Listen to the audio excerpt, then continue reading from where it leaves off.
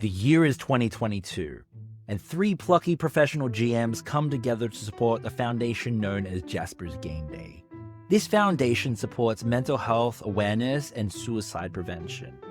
These plucky GMs bring their respective homebrewed worlds together and put on a 12-hour gaming session for their gaming friends and for you at home. This video is my part of that mega story. Join me, Ellen K. Graham, AJ Winters, Robert Hartley GM, Dead Aussie Gamer, and Adam King for an epic story that will span over multiple worlds and multiple channels.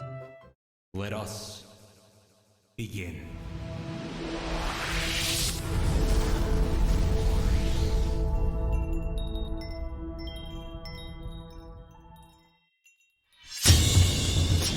Hello everyone, hi! I'm Justin Trader GM, and these are my fellow storytellers. I am so excited. This has been many weeks in the making, many late night conversations setting up and whatnot, and guys, we are here and we are starting this 12-hour marathon together for Jasper's Game Day. We are collecting, we're driving funds to help with suicide awareness and prevention. So please give generously, but also give wisely. Okay, so welcome on in. We're going to introduce everyone. I'm so excited to have this game today. Let's start off with Rob. Then we will have a few more messages from our friends at Jasper's Game Day, and then we will pass down the line. Actually, there's no messages. I'm just going to speak more about the amazing charity. Okay, Rob. What am I starting with? Am I just the introduction of myself and my character, or what's the deal? Self, character, yeah. Anything you like. It's your time in the sun. Just riff on anything. Well, Yeah. I've got this book coming out. Ooh, tell me about the book. I don't. Oh no. I wish. Jelly. So I'm Robert Hartley. I'm a professional game master and dungeon master and role player TTRPG person. I am the dungeon master for a comedy group called Viva La Dirt League. You'll hear more about them in a moment. Thank you, Adam. I am also the writer, or one of the writers for a series called a sort of skit series called D&D Logic over on the Viva La Dirt League channel, and I stream on Twitch and put content on YouTube and all of that sort of stuff. So that's who I am. You can find me at Robert Hartley GM. You can see my name above me here.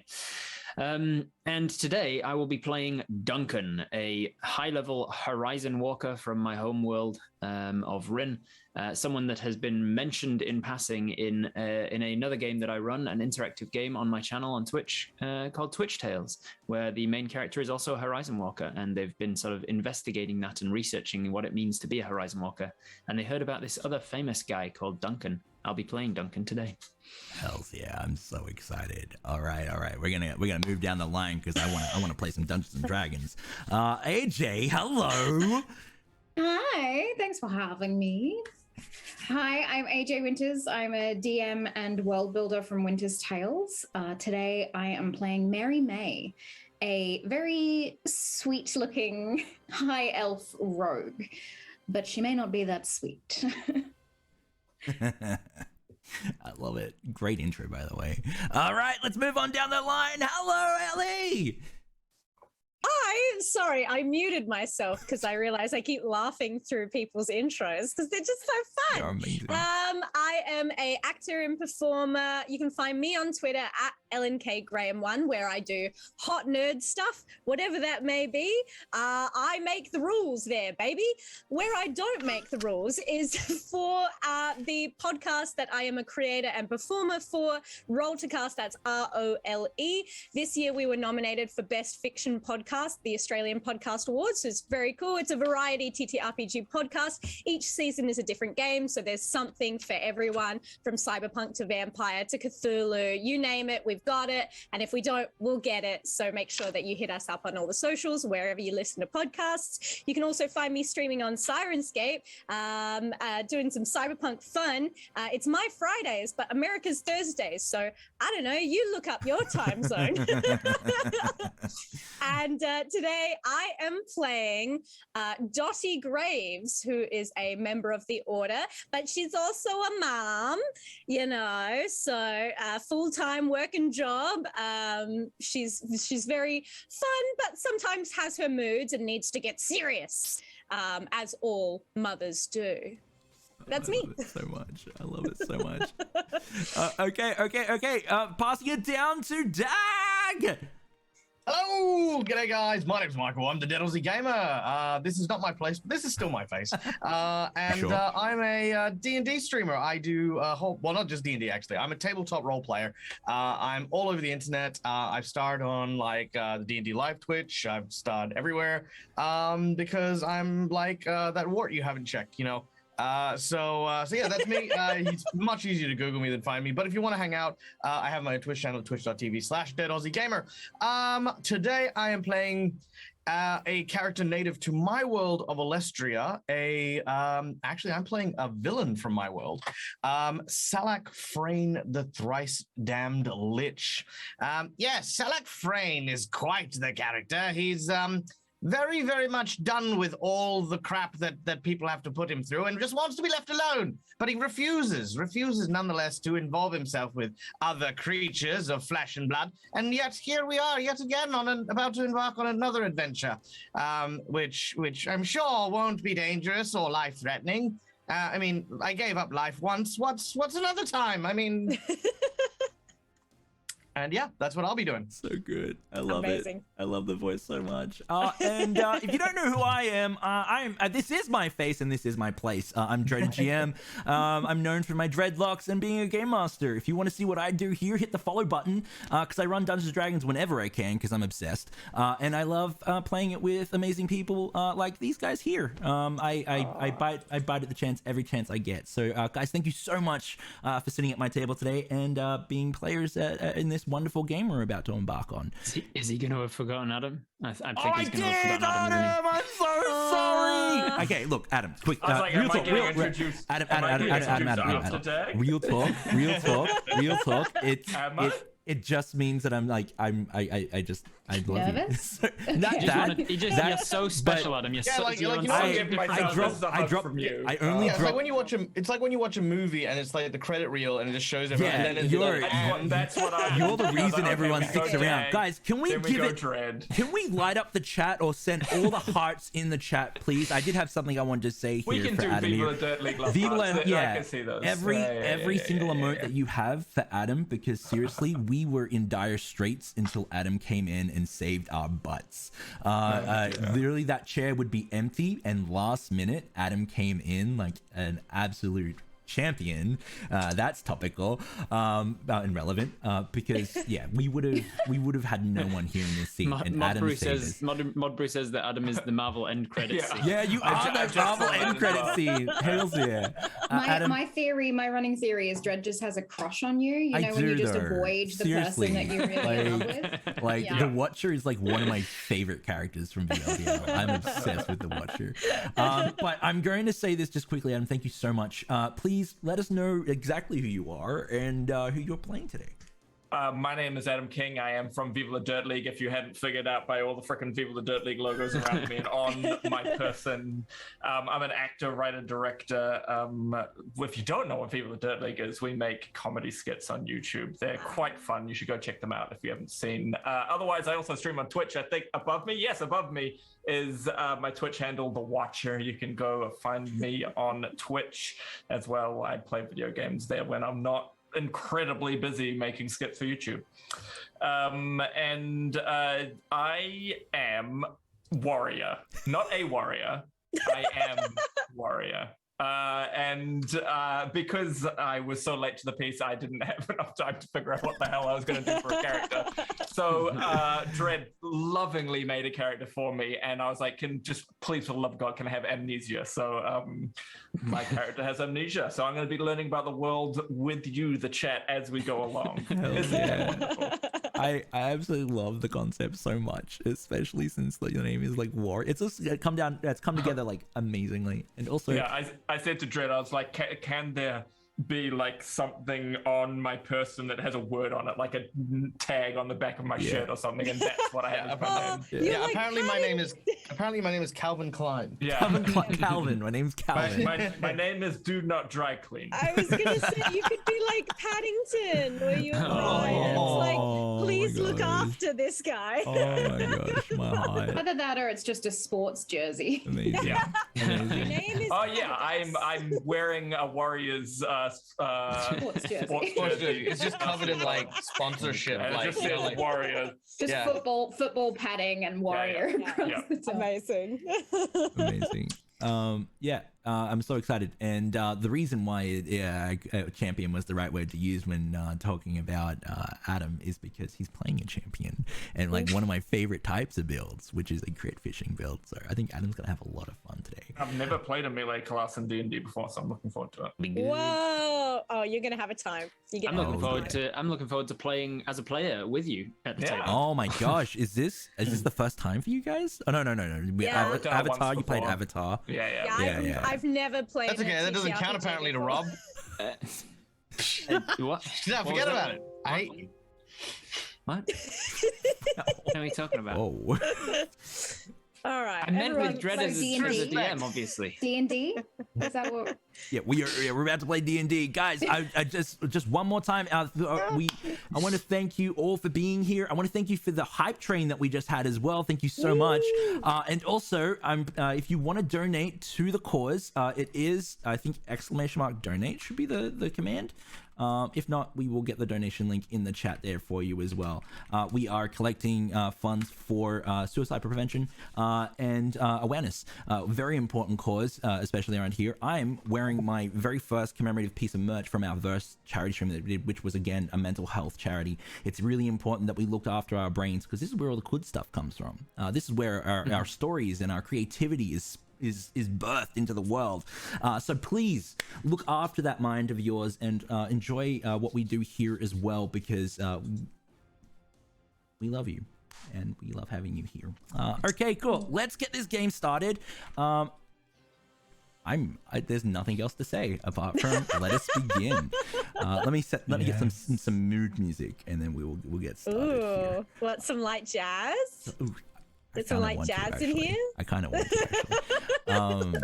Now, I'm going to just quickly send a message to Michael as well. Oh, secrets. Aw, So some early in the notes. game. Yeah, I Some know. notes already. In the meantime, can we just brag about like Dread and how cool he is? Oh my yeah. Oh my When- gosh, What a way to guys. start my started morning. speaking I this guess I morning, can. I was like, "Oh, you cool! You got one of those like filters that you can use with your streams." No, that's just his voice. This is my voice. That's just that It's just- low that's rumble just in his Fred's voice. You can just make it do that. Apparently, Amazing. I don't think I can. The dread. I can't. I went can't to get lower that my low. larynx, and all I did was Kermit the Frog. I'm Dread Jam. Oh my God. Damn it. I'm going to cast a fireball. That's Stitch. I- I can't do it. my partner did hear me listening to Dread the other day without my headphones on for once, and she's like, "Is that his real voice?" I was like, "Yeah, that's his real voice." It is. Like, huh. Yeah, there is no layers to. I mean, in a nice way, there is no layers to Dread. The niceness that you see here is Everything there. behind. It just is. You know, Leave it was a very to you- backhanded leave comment, it to but you to compliment and also insult at the same time. look, Rob is evil. Dread is good. I have to find the happy Neutral. medium by being nice Ah, through I mean see. things. That's the dynamic. It's how we work. Maybe. What?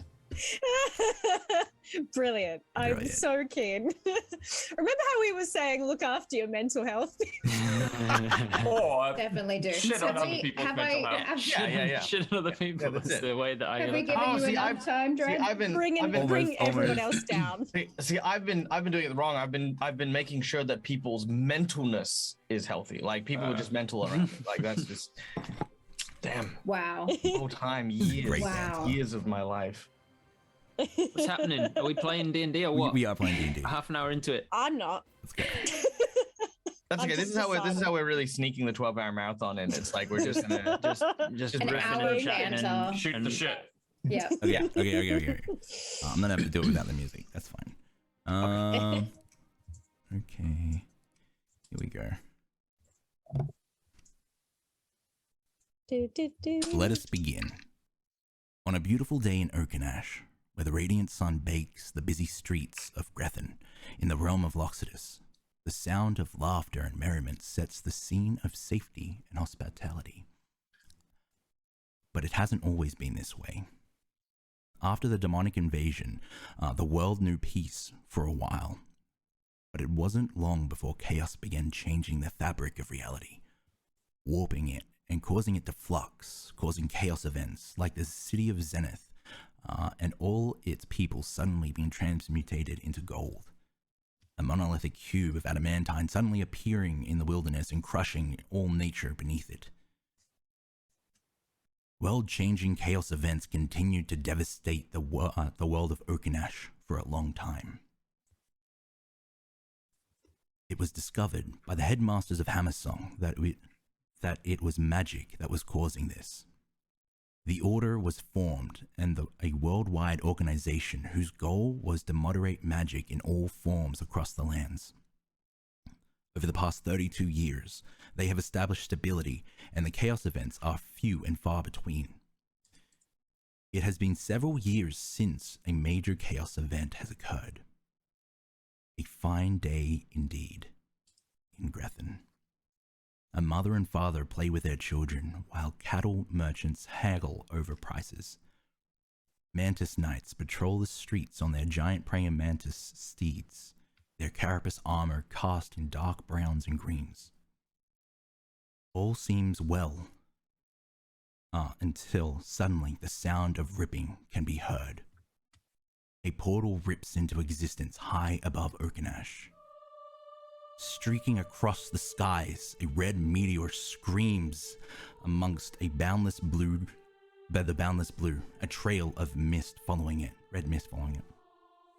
The people look at it in astonishment. They have never seen anything like it. Suddenly, a wet piece of flesh crashes into the street of Grethen. Another screams of yelling erupts. Another. It begins to rain blood. The people begin to investigate what has fallen into their town. Chunks of meat steam and run red with blood. Their expressions of fear are soon replaced with that of hunger. One by one, they begin to clamber towards it, feasting upon it with bare hands. Greedily, they fight amongst each other over the meat, biting and clawing, having no sense of community. They become feral. The meteor continues to travel across the skies of Oaken'Ash and crashes into the oceans of the northeast in a realm known as Ranhakrella.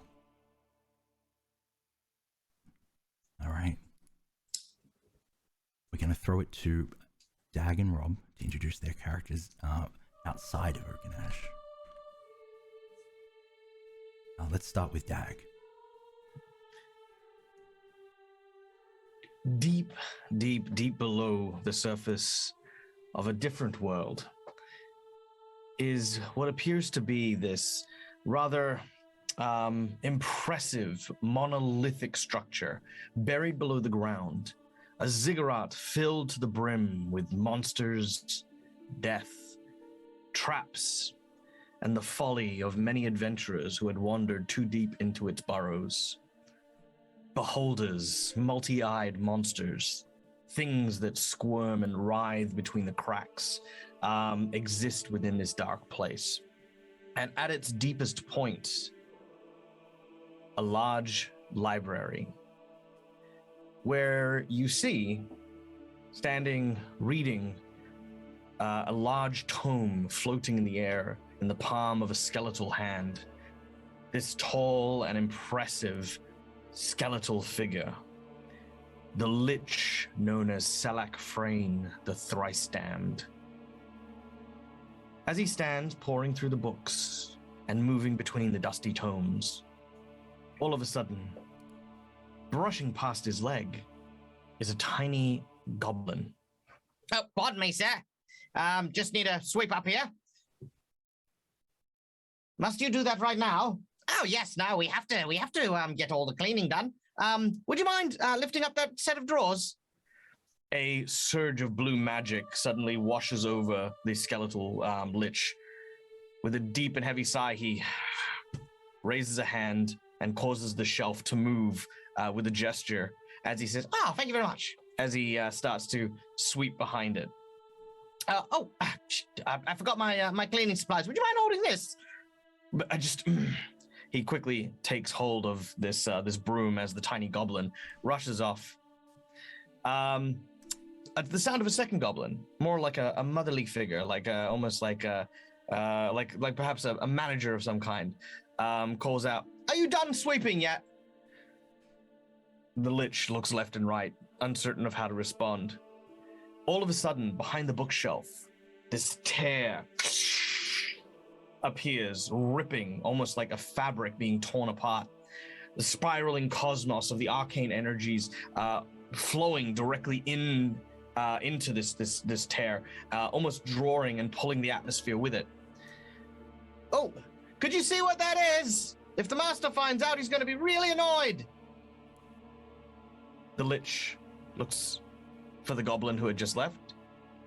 He looks around. There's no one else in the room. I must remember to fire these goblins. He, with a deep sigh, once again, the blue energy of his curse flows through him as he must fulfill the request made of him. He steps into the portal, broom in hand, and disappears as the portal vanishes from behind the bookshelf. The goblin, returning to the room with now a little bucket of water, he goes, "Oh, he stole my broom." Amazing. So good. I love that. To this goblin, this guy has gone through a life of like becoming a lich and like doing everything he needs to do in order to set up this long con of leaving it, getting left alone with his broom. Yes, that was it. This is why I gave up my life and damned my soul. Finally finished his heist and got that damn broom.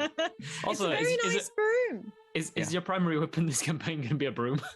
Currently. Because I certainly didn't add anything to my character sheet. It would be like a Okay. quarterstaff in a way. Yeah. Yeah. I mean, if we fight, because if we're fighting giants, I feel like just a giant toothbrush might be what they need. Like the whole lion and the mouse thing. Yeah. Watch, this broom is going to become like a rare artifact by the end of this game, right? Like, Amazing. I really wanted to. Like, I some of the can't best wait. items in the game is storied like that. It's like Train's like broom. Hell's yeah. Okay. Moving on to Rob. Where do we find Duncan? In another plane of existence entirely. In fact, in another universe of existence, another system of planes of existence. On a planet called Rin, in a country called Kayanua, in a small, relatively damp and dank stone cellar. You see that there's mold creeping into the corners. There's rising damp on the floor. And in the center of this relatively large stone cellar, on the floor is a painted circle, about 10 foot in diameter. And standing in the middle of that circle, or kneeling rather, in the middle of that circle, currently with a chest open beside him, and the chest seemingly filled with rare chalks and incenses, and herbs and all sorts of salves and things. A sort of somewhat let himself go, let's say, someone who was once athletic humanoid with a slight point to the ears, a relatively attractive face that betrays some elven blood. Thank you, AJ. It's relatively. I can play whatever I want. I can make my characters attractive. I can play out my fantasies of being an attractive person. A relatively attractive person that betrays his elven lineage, or his half-elven lineage in this case. He is he's let himself go in his later years, though he's probably in his late middle-aged life. Dark blonde hair with some grey seeping into it. And he is currently using these very rare chalks with small gem dust embedded into it to trace out the painting on the floor that's telling him exactly where to put the teleportation circle that he is currently in the process of creating. As he finishes this teleportation circle, as he's done for the last 200 or so days now, in the process of making it permanent, he expects the usual sort of renting of space to open a small portal in the center of the circle to last for a few seconds and then disappear. But this time it doesn't go away. After a few seconds, this sort of fizzling blue circle in the center of this chalk doesn't disappear. In fact, it gets larger and a darker shade of blue. And he sort of takes a step back and dismisses the chest, which disappears into another plane of existence. And then he calls out, "Oh, Trellis!" And you hear a voice from the other room. "Yes, Duncan? We got a problem in here." And coming down the stairs, a humanoid with sort of lightly glowing eyes, denoting their ancestral angelic blood of an Aasimar, enters the room and says, "I'm sorry to hear that. I've just had a vision." "Oh, yeah?" And she says, "Yes, it's, I think it's related." And then she sort of, her eyes dart to the corner and Duncan follows her eyes to where she's glancing to. And he realizes that some of the rising damp is red. He bends down and touches it and comes away with blood on his fingers. The portal in the center turns blood red. And he says, "Well, I guess this is what we do." He goes to the wall, takes off a whip, picks up a shield. The shield just has a symbol on it of a rising sun. He looks at Trellis and says, "Well, you know the drill. Wish me luck." And as Trellis sort of closes her eyes in prayer, he steps into this blood red portal to work out what it is that's happening between the worlds, as is his job. All right. As both of these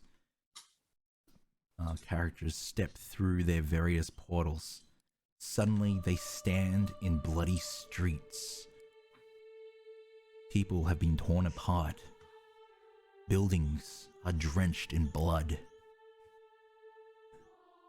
There are no survivors. Suddenly, flying in on giant dragonflies, you see armed guard. They wear the regalia of the order, interlocked rings in a circle. They look down in suspicion. One of the guards flies down in front of the both of you and lands, dismounts, wearing heavy armor behind a full-helmed helmet. You hear, "Who are you?" "Can you understand me when I speak?" "Yes." "Good. It's not always a given that the common tongue on my planet is the same as the one I go to. I'm a traveler from another dimension. I'm investigating a disturbance, a weakness in the Veil.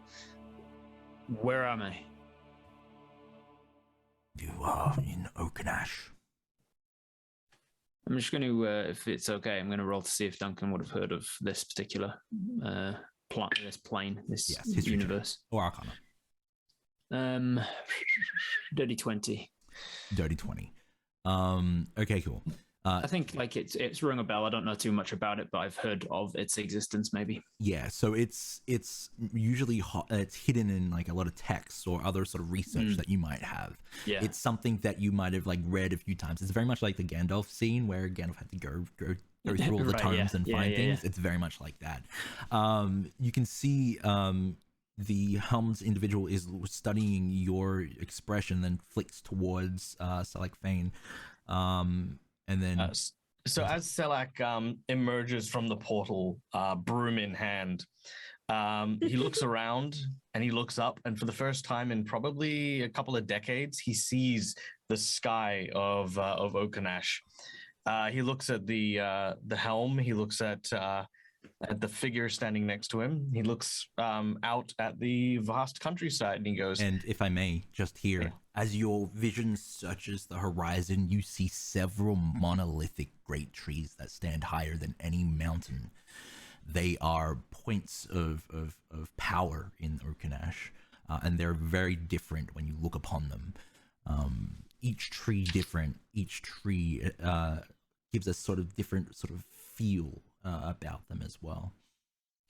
The Lich doesn't have eyebrows, so he can't look as angry as As he wants to. as he wants. Does he do Does he this? have- He yeah. just He just does this. He picks up. He gets 2 slugs and just puts them on his forehead. Amazing. One of them starts to just migrate, and he looks more confused. He just starts to walk. He looks Then he very starts confused. to look Yeah, he look- flirtatious. Yeah, he's basically throughout this entire story, just pretend he's got resting Lich face. Slug- Okay, Yeah. Slug starts so to You can, as you're searching it, you can see instinctively this individual reaches for their sheathed weapon at their side, holding the hilt, thumb There's on the no need- pommel. No need for that, I say. I'm not here to hurt you. the Lich turns and says, "Oh no, I know where this is going."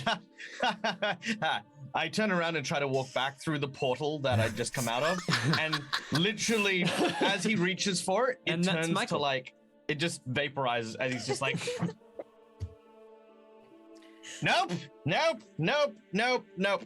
He waves his hand in front of his in front of his palm, and as he pulls forth from literally nothing, this ethereal tome opens up. It is this huge, heavy-set book with nearly countless pages as they flick almost in an infinite cycle. They stop on a page, and he begins to cast the spell. As the letters rise from the magic book, there's this huge glowing magic aura, and then nothing. Sorry, this doesn't happen to me often. Hey, Um, whoa, As Teleport! Whoa, you stop do that. that, you start to see the order member draw their weapon. Stop casting magic now. I say, I say it at the same time. Stop that. Well, it's not working. What? Why? What? Let's get some bearings here, okay? Who are you? I am Selak Frayne, master of the 7th dungeon. Well, it's a pleasure to meet you, Frayne. I'm Duncan. And you are? And I point to the order High guy. Inquisitor Averick. Oh, an Inquisitor. Oh, this will be great. Well, I don't think there's any need for weapons right now, and I'll grab my whip and just sort of coil it up, hang it off the hook at the side of me. Would anyone care to explain why magic doesn't work here? Is this an anti-magic aura? Because I could still summon my book, but my teleport spell doesn't seem to be working. Maybe I've got the wrong area code. Are you from Oaken'Ash? Okawati? Look. No, I take that as a no. What plane of existence are you from? I am from Olestria, as the more modern people call it. I've not heard of it. How you came through a portal? You were whisked here. Is this some sort of dead plane? Am I dead again? Because I feel like I should have a body if that's the case. This feels like a rip to die and then still be. And then still have Yes. skeletal form. No, I don't think we're dead because I didn't die. I came here willingly. Oh, that's although right. That bloody goblin. Dead planes are just extra planes of existence. So we won't get into it. What's happened here? I turn to the order member. We're not sure. That is why we are here to investigate. This is not the usual state of things in Oaken'Ash. No. All right. The usual state of things has not been the case for such a while. Our world is cursed, some say, with that of chaos. You are not the first extraplanar beings to be brought from other worlds here. So I am to believe that you are unaware of your situation currently. I ask that you come with me to our holy city known as Duum to speak with the avatars. There, they will fill you in with what's happened. There has been a great calamity. And if you are here, then perhaps you are connected to it. I'll come with you happily. Will you come with us? I said to Select. There's a glow as he says, can you come with us? And he's like, no, I refuse. And then I walk in the same direction. I walk in the same. Several of the dragonfly mounts get ready. They start to mount up, and they're on the roofs right now as well. You hear the heavy beats of their buzzing wings as well. Oh yeah. What was this guy's name? High Inquisitor Aspen or something? Avrak. Avrak. Yeah, High Inquisitor Avrak. Yeah, and Salak will try to. I presume I don't know how to fly a dragonfly, so I'm gonna try to mount behind the Inquisitor. And you can see that Salak just looks so angry as that blue energy once again comes back over, and he can't refuse the request. He never thought he'd be riding Lich on a dragonfly, but here we are. What's great about dragonflies is they have that massive long bit at the back, so they have space for several saddles. You can see them mount them up and hook them up as well. Nice. And as they do this, they start to get ready to move out. You see Avrak turn back to you all and say, "If you haven't experienced this before, it can be uncomfortable." And then he looks back to Salak, though it might not be a problem for you. As the dragonfly, I readjust, realizing what he's saying. Yeah, you find yourself able to get a pretty good sort of handle on the saddle as well. The dragonfly takes to the skies, and as you look at the devastation that is wrought below, it is like nothing you may have never seen. As you take to the skies, you see the other dragonflies do so as well. There are these magical apparatuses on the side of these dragonflies as well, and they start to whir and buzz. Arcane sigils start to alight as well. For people that are aware of the technology in Urkanash, they begin using their spell repeaters. As they do this, the spell kicks in, and suddenly they warp off in a direction. Ooh, nice. Suddenly, you find yourself in above a city known as Duum. It's the holy city of Urkanash. It's a place of access. Many of the other civilizations have border cities around Duum. You can see that there are several points or almost like sectors where the architecture is different within the inner city, and that would be for the different domains of religion and the gods here. So you've got a war domain, you've got a knowledge domain, you've got all the other domains as well. They start heading towards a very militaristic and utilitarian sector known as the war domain. As they fly the dragonflies down, they come to land in front of what looks like a very well-built fortress of black stone. As they dismount, they nod towards you and they start leading you inside of this place. They lead you into a small receiving room which has chairs lining the walls. As they walk in, they gesture for you to sit. Avarak says, "I'm going to speak with the avatars now. Take a seat, and then they will bring you in." As your vision sort of like shifts over towards the other side of the wall, you can see three characters sitting there, and I'll have everyone describe their characters as you sit down. As they're describing, can I say that when he says to take a seat, Salak sighs as blue energy washes over his head, and he starts slowly dismantling one of the chairs, and starts putting it in his bag. It's just Hey, what are you doing? Hey, leave that alone. I can't. Just it's easier this way. Hey, leave it alone. I say. I can't. Oh wait, no. Yes, you did. So yeah, okay. Is it the most recent one that he has to get? How does that work? No, it's as long as it's not the conflict and it's to the best of my ability. So if the best of my ability is by request, I can't. Then I don't have to. There you go. Oh. Thank you. I mean, it's just a chair. Is it that much of a big thing? I don't mind if we miss a chair. Sorry, I don't. Who are you guys? What's? You work here, or We're part of the order. is that the name of? And I'll point up to, like, I assume there's like an order symbol on the wall or something. Interestingly enough, no, there's no No? order symbols here right now. But you can see that they're all wearing a very similar symbol that Avarak was wearing, which is the interlock. That's what this is it? The Yeah. order? You got it. Okay, and you're you I'm you're all Dottie. from.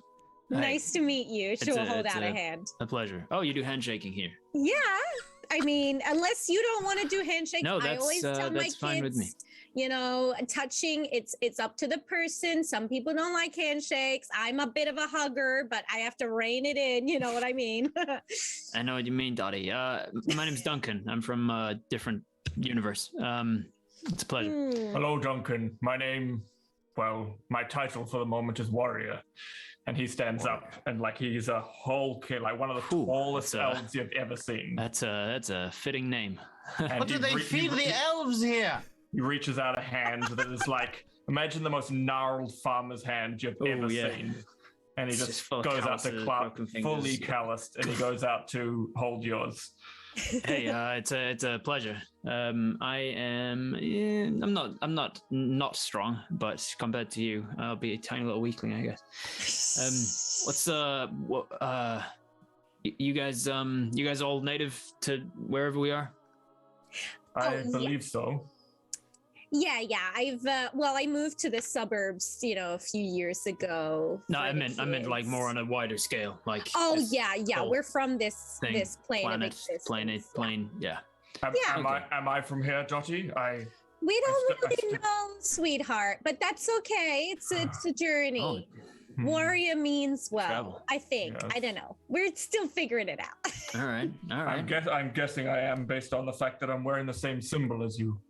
Must be. And sorry, I didn't catch yours. Mary May. Unlike my compatriots, I don't give over information as easily. I understand. I like that one. Well, we just arrived. I'm not with him. I mean, I am now, but I don't know him. No, I don't we're know not anyone together. here. No, not. I mean, not yet. Are you together though? No. You came in together.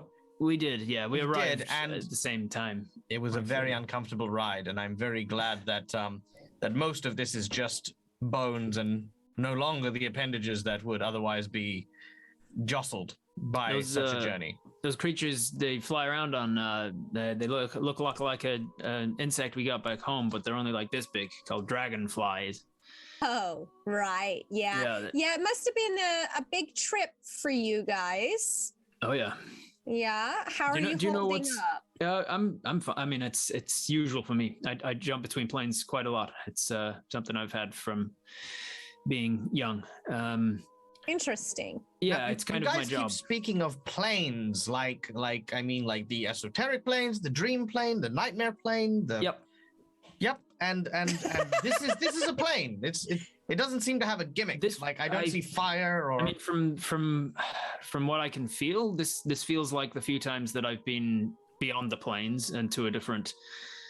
I mean, me and my order tend to call them like universes and multiverses. This feels like a different universe to me. What order is that? I'll show you my shield, and I say I'm from Horizon Shine. It's one that I founded myself. There's only a few of us. There's very few people on my plane with my abilities, so it's me and a couple Lucky others. you. Well, I love the name. Very cute. Very funny. Thank you. Yeah, it's kind of a play on words back where I come from. I'm not sure if it translates.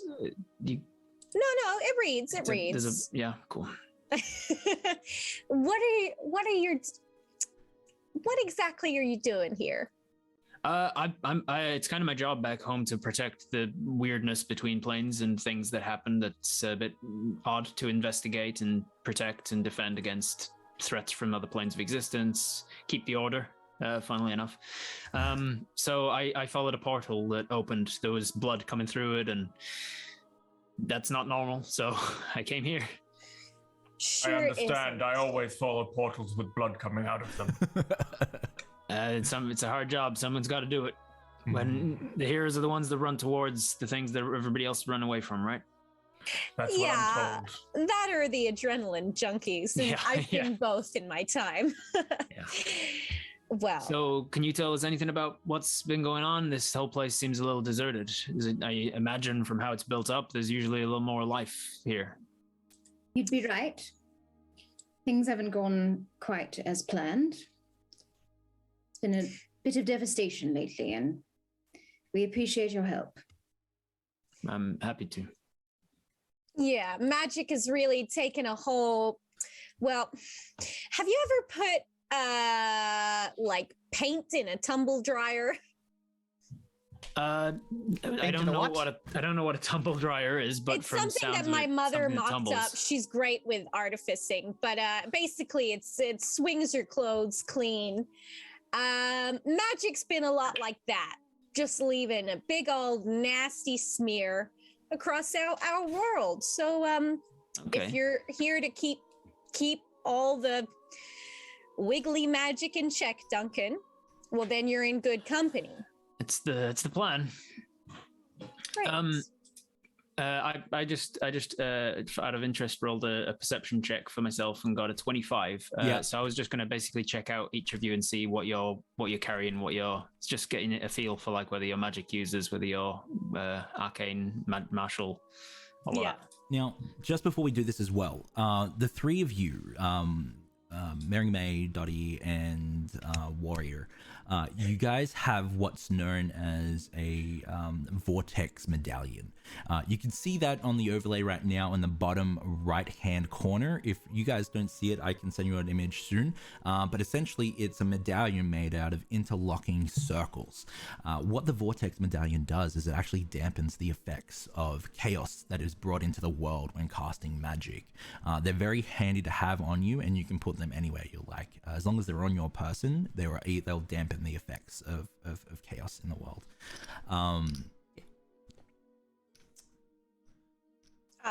Cool. Well, you see that. Sorry. Sorry. We're just looking around. I thought there was going to be more elaborations. It's your dang voice. We just keep getting entranced. Lost it. Yeah. I'm just imagining there was, Tanoi, one of the loudspeakers in the corner of the waiting room, and it just said that, and we're like, oh, great, okay. You have I mean, you'll definitely, from her personality, you'll get that she is not being deceitful, but you might get the sense that her over-enthusiasm and brightness might be a little bit put on, whether or not that's to get something out of a conversation or just because she does that. She just kind of puts on a bit of a more high energy to do her job kind of thing. Yeah. Like your customer service voice versus your normal voice. It's a bit of like that. Yeah. But you definitely would sense that Dottie is a magic user. She does have some armor on her because she's a very kind of not slight woman. Like she had 2 kids, you know what I'm saying? But like she's like not super tall. She's about like 5'4", 5'5", and a human. So nothing kind of supernatural to her physique. But you do get the sense of like if you stared into her eyes a little bit too long, there's just like a bit of an unnatural kind of darkness. There's something else going on there. Yeah. And that's all I'll say. You look over to Mary May, and you don't really see anything warrior-esque or magic-esque about this woman at all. She is wearing a lovely blouse and a skirt and an apron. She's quite well done up, naturally very English rose type, dark hair, rosy cheeks. If she wasn't as cold, she would seem incredibly innocent. But you don't see any weapons. I make the assumption that she's an enchantress, like she can manipulate minds.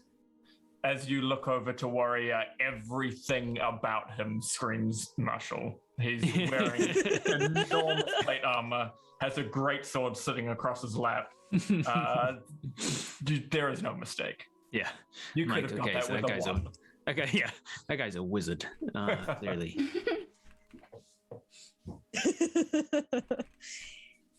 I'm just fascinated at how big this elf is. Guys, that's the tallest elf you've ever seen. Definitely, and I mean, because in Olestria, the elves, and not tall, just like wide as well. He's not a slender elf. He is built like a brick shit house. Yeah. Oh yeah.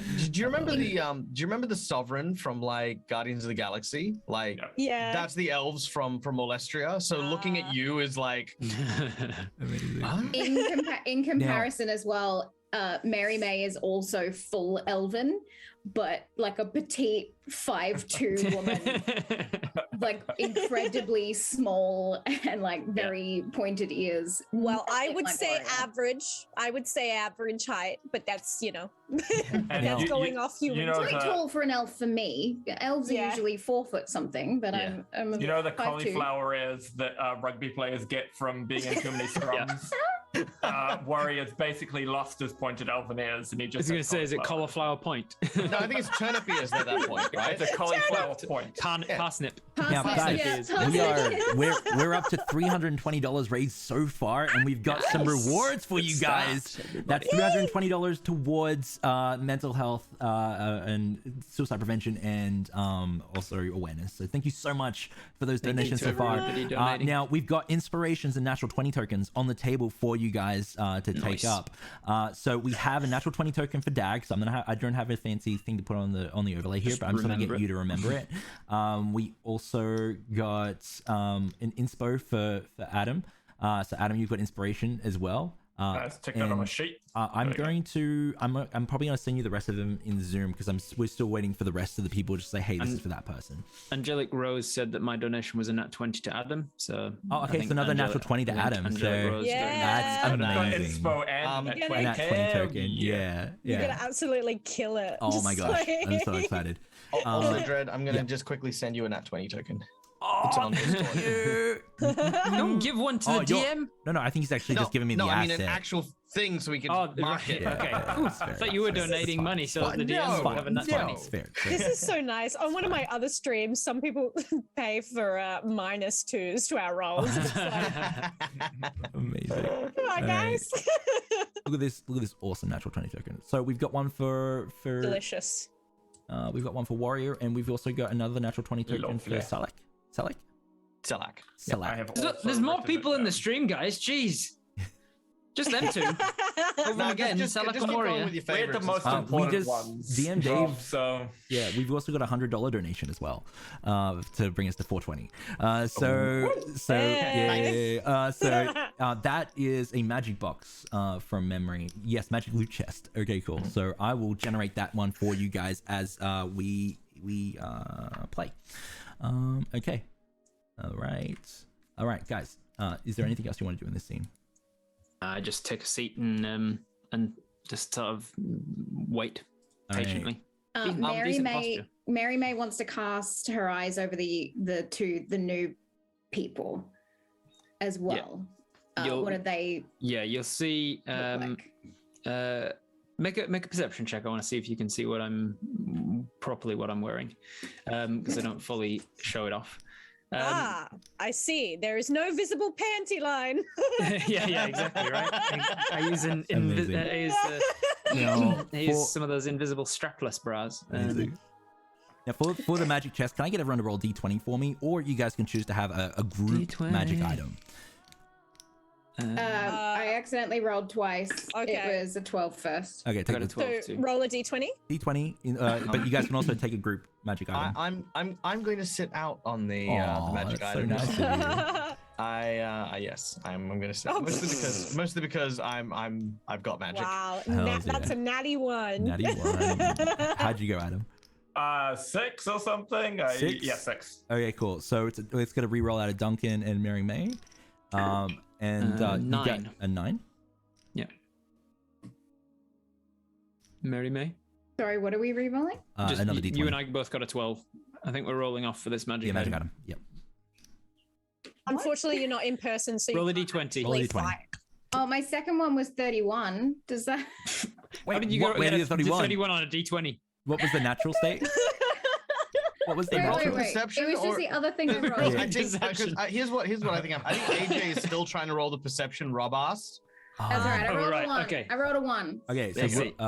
Rob, you won. So you can choose Yay. a very rare magic item, or I can pick one for you. Very rare. Yep. God damn. $100, you- $100 for suicide prevention and Yeah. awareness. 100% Nice, a very everybody. rare Thank you item. very much. You're very welcome.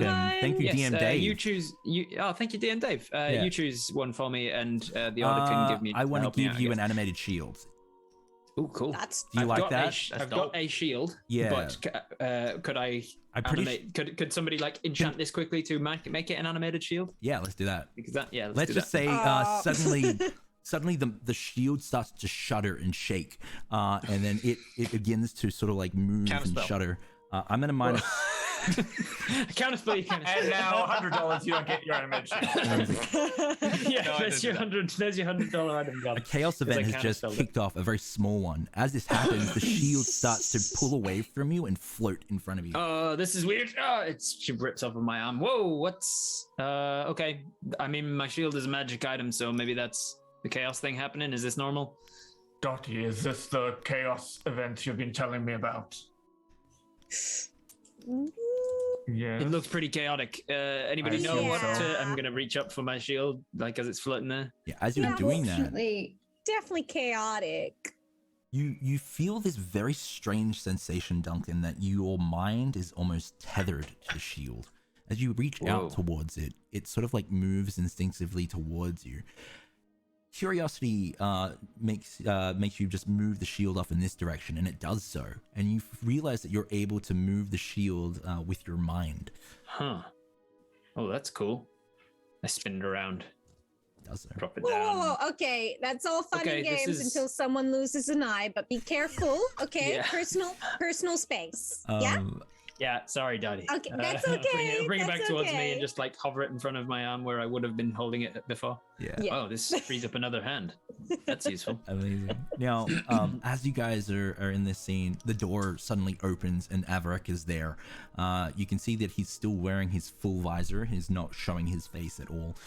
He says, "You are to be welcomed into the chamber now before the 8 avatars of Oaken'Ash. They are the avatars of the gods. Whoa. Please treat them with respect." Okay. thank you. I get myself ready to meet some gods because it's been a while. And in answer to AJ's first question, I'm wearing a sort of like a clay orange is the majority of my outfit color, but it's got trimmed with like a light purple. Very nice. Highlights and things. I'm wearing a cloak that seems enchanted from the way that it moves. It seems like it's sort of moving around me to kind of protect me as much as possible. It's kind of not flowing as a normal cloak would.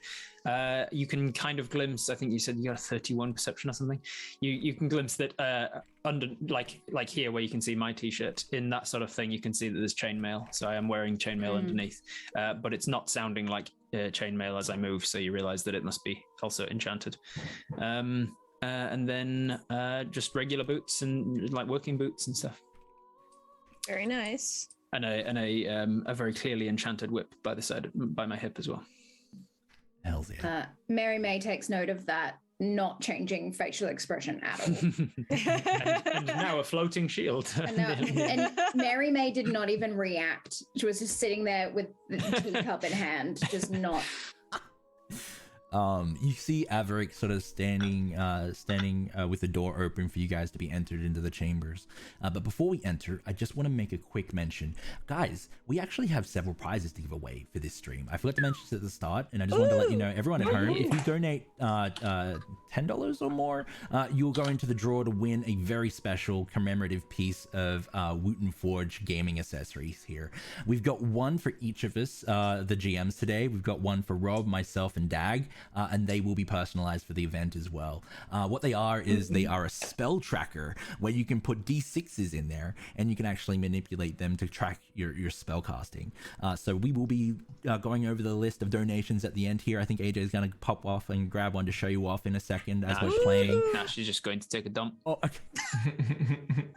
All right. Lovely. So, okay, guys. Without warning, in the middle of the stream, just be Sorry, like, I was not expecting that. I'm so sorry. Okay, we are gonna move off into the chamber. We will talk. I had a thing. You do a thing. Do a thing. Do a thing. I want to do a thing. 100 do a thing. I have pulled out the same like kind of like magic book that I used from earlier on. This isn't technically a spell, but I don't know how it works in this world because I'm not from here. And I do the same thing with a quill, as you watch, like sort of. I grab hold of something like a tether, and then I pull it, and then draw a black quill, and I'm gonna actually draw warrior into this book. Like I'm sketching warrior frantically into this book. What am I sketching? You're sketching an enormous elf, almost as wide as he is tall. Like imagine the dimensions of a dwarf, but I like do the nudie mag thing where I have to write it on like two. Yeah. Well, I was gonna say I don't know about. I do some sketching and I always start like way too big, way too big, it's and then like, run out of it space. also runs off the page, and I'm like, no. But with an enchanted book, the page just keeps growing as you need. Yeah, that's it. For it. Magnifique. With glistening plate armor and a great sword over his shoulder. Beautiful, beautiful. All right, yeah. So Selak is like I said. This is actually the first time any record of other worlds has ever been made in his world. So as he's drawn this, he's making annotations like elves don't have to have magic. Very strange. Appears that strength directly relates to size, with one elf being this big and the other elf being this big. And warrior walks over to you. Doesn't even know your name, so he just walks over. I haven't said it. Yeah, you might have said your name. Excuse me, bony man. Do you know me? I know you from now, but I haven't known you from prior. Why are you drawing me? Well, you are quite a fascinating creature. In fact, I've never seen something like you. In all the many years I've spent poring over books on different races, species, creatures, and magics, you are singularly unique, and I collect that which is unique. Can you make a copy for me? You watch as he takes a page, and as he pulls it from the book, it goes from being this magic page to a physical parchment that has an exact replica of the thing he has just drawn. Huh. That's a lot easier than a mechanical sheep, Duncan says to himself. A what? No, he opens up a new page and starts drawing I'm a aware metal of. It has a different method of replicating things. That sounds like a horrible way of replicating things. Oh yeah, yeah. It is. Talk about chaos magic. Oh boy, those people on that plane. All right, Arak is still just standing at the open door waiting for us. No, we're it's keeping fine. gods waiting. Look, introductions are important. So. Oh yeah, the last thing I'll say. Oh no, sorry. I was gonna say the last thing he'll say to Warrior is, "Well, Warrior, it seems as though I might die again. I would like very much to prevent this. If you aid me, I will do everything within my power to help you know more about your current condition. I am a scholar of sorts, and you may call me Salak." I appreciate that, Salak. And he gives you a enormous clap on the back. And I hear a snap. Immediately falls to pieces on the floor. Donnie will lean down to like pick him up, but as well, still smiling. Just so you know, Silak, we don't really accept bribes here. You can help us out of the goodness of your heart or whatever, but don't try and bribe one of my coworkers with memories that you probably don't have, okay? Well, look, I never promised that, but I think I'm picking up what you're laying down, and I guess I will help you. But I'm pretty much in it for my own survival at this point because I'm somewhere I'm not. And clearly, you have someone who has the ability to disassemble me at will. Oh, that's not just a warrior, hun. We can all do that. And like her pupils just kind of like enlarge and take over her entire arms. I'm kind of imagining you're just holding his skull at this point. Yeah. and he's like, and he's just like, understood. Alas, poor Selec. I knew him. Yeah. Alas. Are the four of you coming? Yes. Yes. Sorry, Mary. I apologize. Oh, did you also say that Averick was wearing a whole face shield? Yeah, I finally full. have an opportunity to Oh use my that. gosh, that's sick. Damn, that's cool. Hells yeah. Now, Finally. guys, the natural. Can we get a photo? Can we get a screenshot of that? So the natural 20 tokens are flowing, guys. Rob's got 2. Two? We also got 1 for AJ, 1 for Ellie as well. Oh, nice. Yep, we've also got another $120 donation, and I think that might be another magic item. So we'll get to that in a Gonna have to second. use 'em. But I think we're gonna move the scene on into the chambers here. As you guys pass through the doors, you can see Avarak nod at each and every one of you as you pass, and you walk into a amphitheater. You can see there are these like tiered seats carved out of like black marble. In the middle of this room, you can see there's this pit of what looks like crystal sand, and sitting above it or presiding are 8 individuals sitting at a sort of like a bench, almost like when you go to a convention and you go to one of those rooms where they do interviews and stuff. I forget the panel word. room. Thank you, panel. It looks like a panel. Conference, Yeah, it looks like a panel. Yeah, conference. As they sit there, you can see that each and every one of them is sort of like watching over you and considering you as you walk in. Several of you already know these individuals. In attendance is not all avatars. There's only several avatars here. So there's 4 avatars in attendance. The first one, you can see this small child that seems to be sitting on a chair, holding their knees up to their chest as well. They seem to be wearing a baggy shirt, a white linen shirt, and you can also see they have this messy sort of platinum colored hair. They look at each and every one of you playfully. There's also what looks like a giant centaur that's sort of standing there with a big buff chest, and you can also see that they have long hair, brown hair as well. And then there's also a tiefling who sits with a pursed look, hand over hand like this. And there's also, actually there's 5. There's a drow here who has these silver tattoos sort of worked into their skin of astral trajectories and bodies as well. And there's also a turtle here as well with red skins, an obsidian shell that's quite heavy, and their skin is more scaly than you would expect a turtle to be. These are the avatars. I missed the one before the centaur. Sorry, what was centaur is a drow. So we've got a centaur, a tiefling, a drow, and a drow turtle. A child. There's a child here as well. Yeah. Child. Looks like a human. Now, the people that do know them here, the drow, who's bald and has the silver tattoos, is the avatar of light, the avatar of the sun god Hosen. You've also got the turtle, who's a dragon turtle.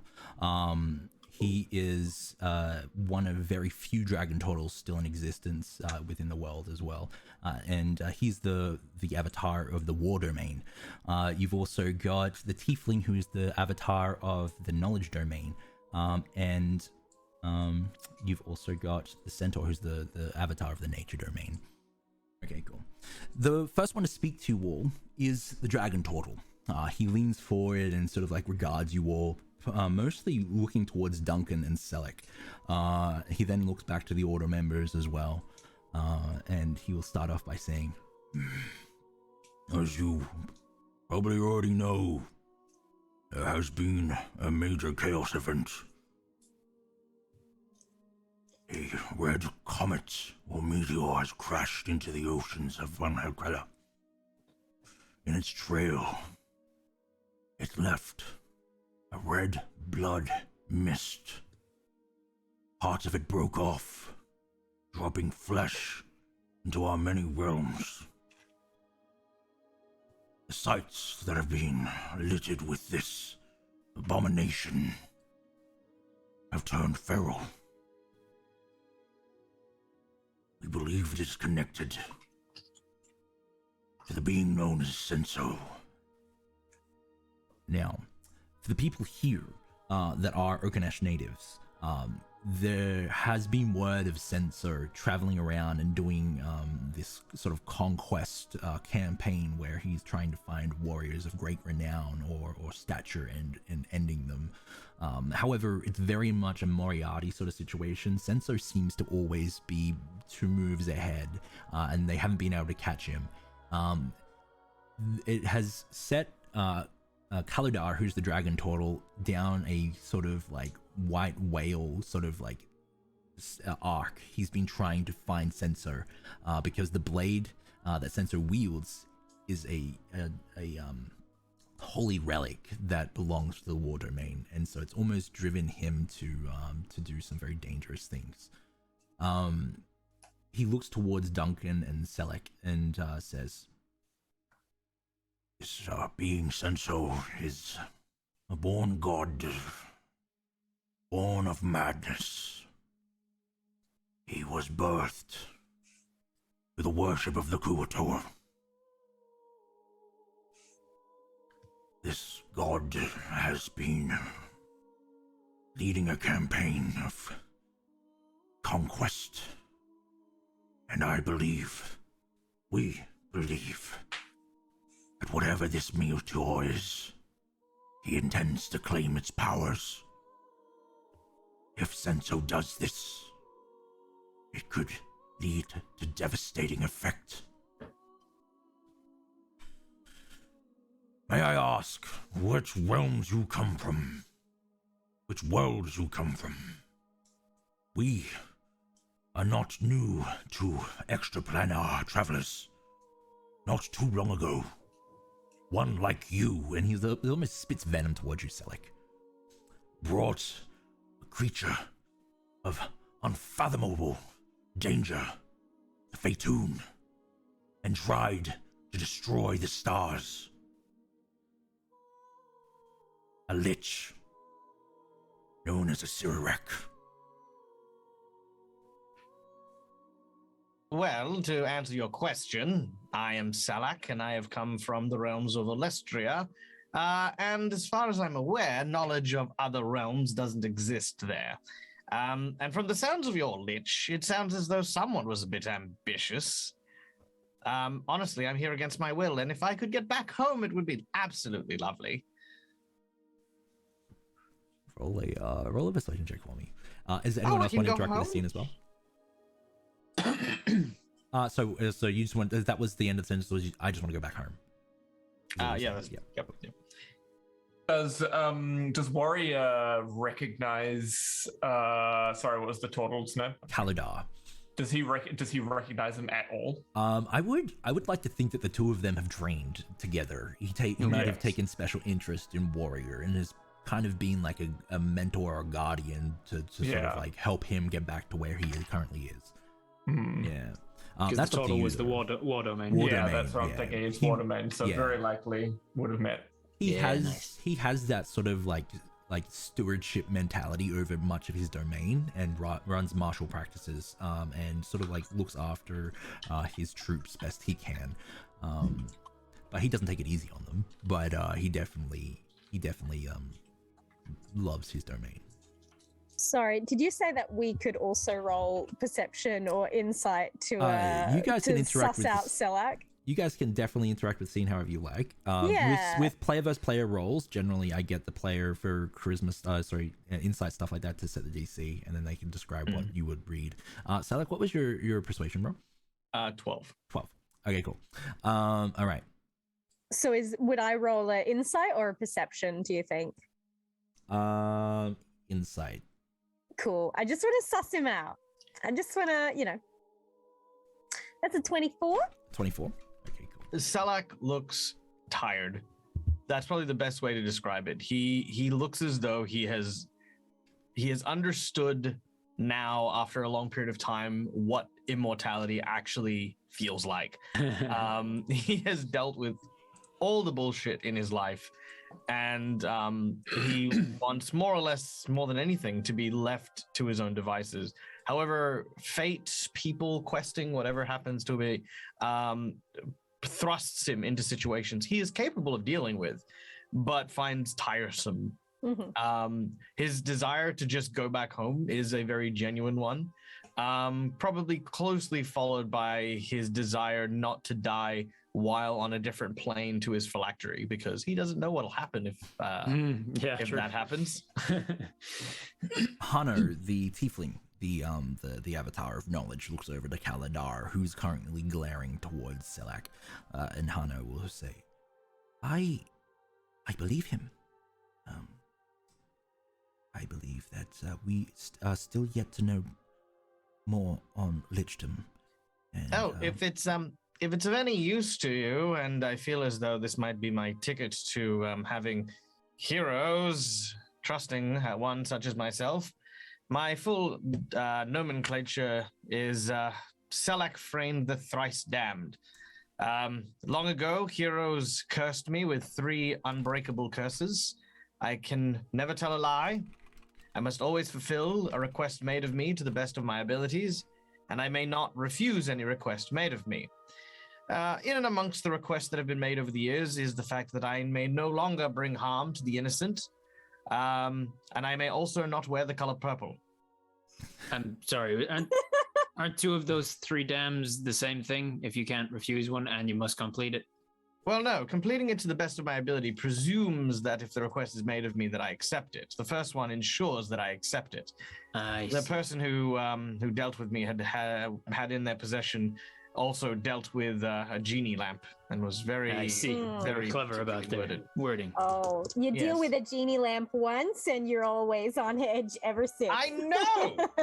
What's with that? What's with genies? Why are they all jerkwads? Why can't you just give me a turkey sandwich without making the turkey a living Tell sandwich? me about it. The number of times that I have across the multiverse, What's genies your are just language? We're in front of avatars. Warrior has been standing behind this commotion, kind of looking around with a confused look on his face, and he steps forward to the turtle, whose name I've forgotten again. Kaladar. It's fine. It's fine.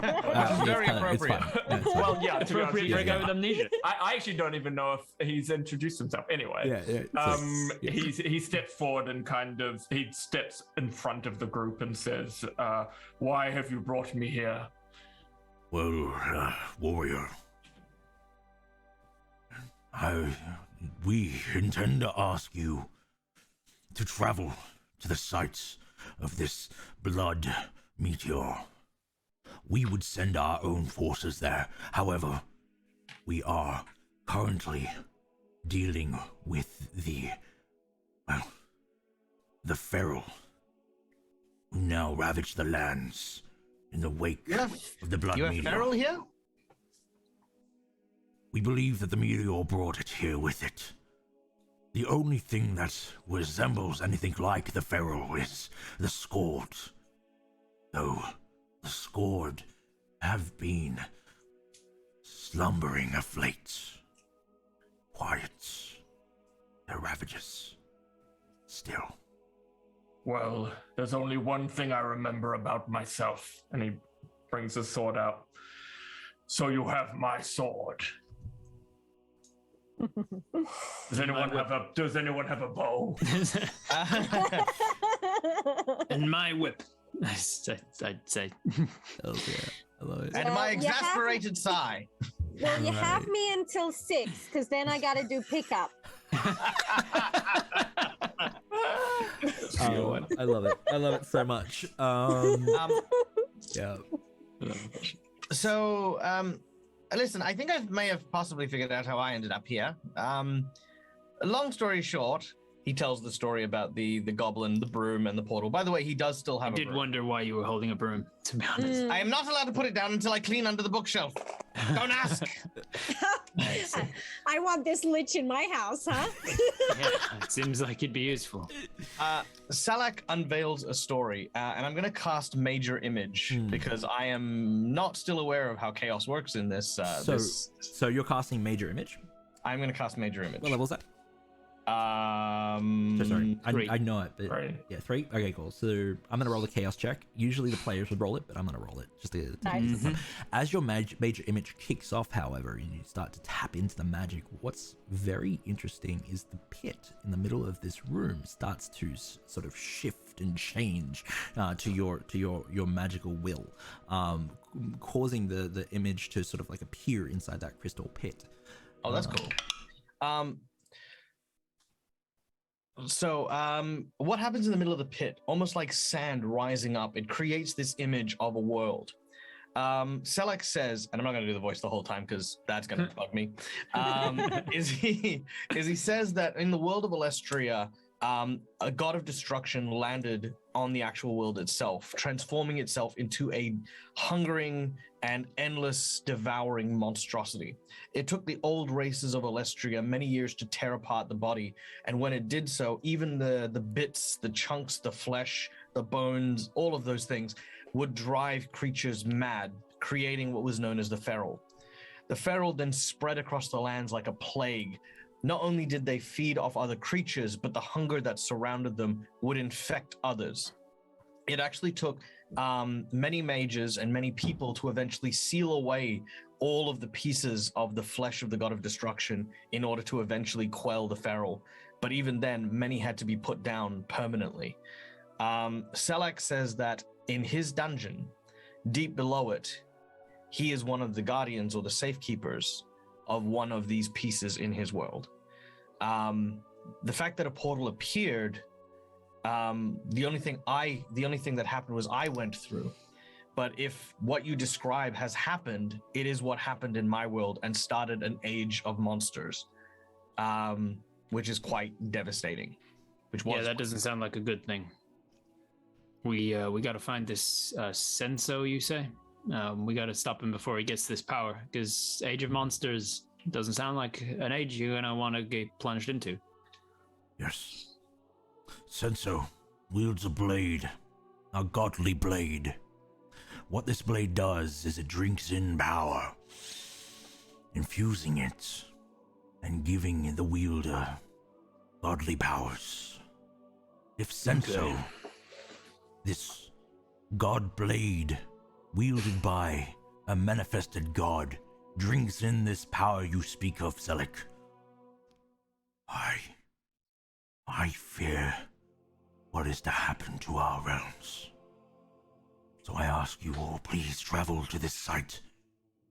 End this danger. And Kaladar stands up and starts to descend the podium towards Warrior. And Warrior stands taller than the dragon total, way taller. As a sign of respect, he drops to his knee. Yeah.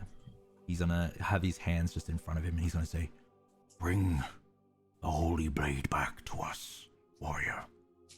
Of course.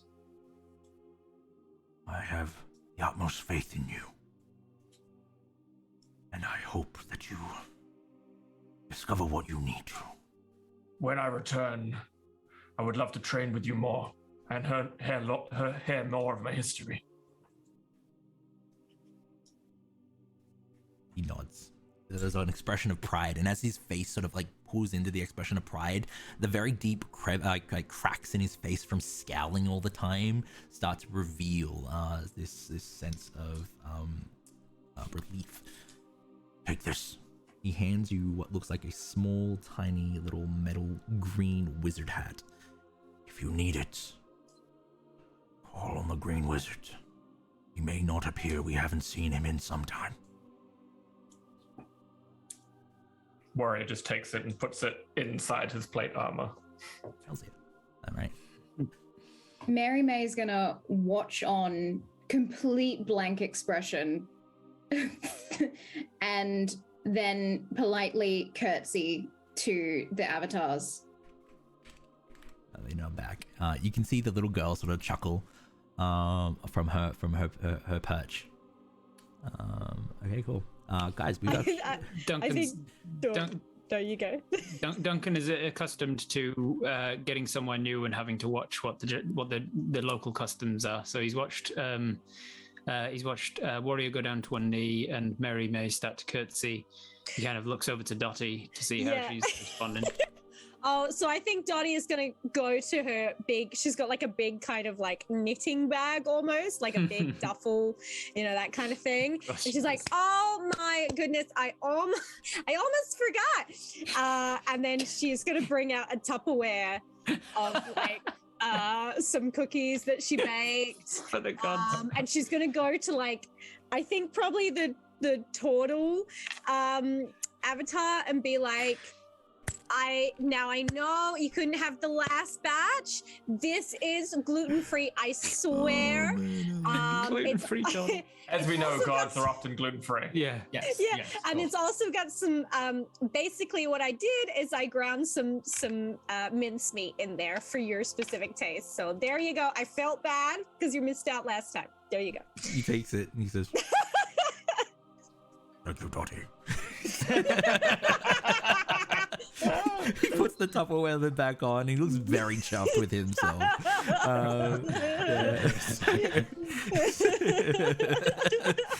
And then he goes over and he just gives one of these these sort of side hug things. He's just like, yeah. And don't forget, Margarita Mondays still stands. I love I it. don't want to be the only no friends Nigel at the bar like last time. Okay, it's a standing offer. Amazing. All right, standing. I love it. And then she's gonna like get her little duffel and like get ready to swan on out. Hells yeah. Duncan immediately feels a lot safer in any way that he could. Like he was like, oh, he's been around gods before, not often, but a couple times, and he's like, if you say the wrong thing, you might really offend them. If you don't bow when you should, if you turn your back on them or whatever, and so he's like, oh no, I'm good.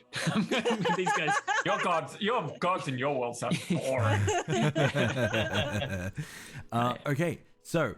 Standing up, you can see the tiefling stand up and start moving towards you. She's going to say, I'm going to take you to the teleportation circles now. They haven't been active for some time. There is a chance that there might be a mishap or a chaos event, but with what's happening, we can't risk the travel that is required to get to where this site is.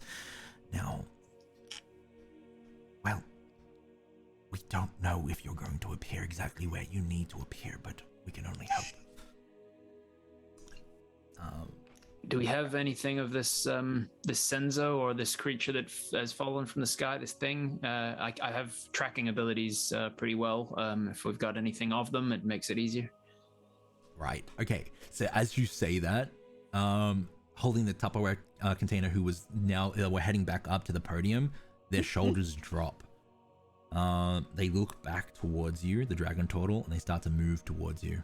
My hand sort of instinctively just goes to like closer towards my hip, just where my I immediately stop your hand moving any further towards your blade. Put my hand back down again. Okay.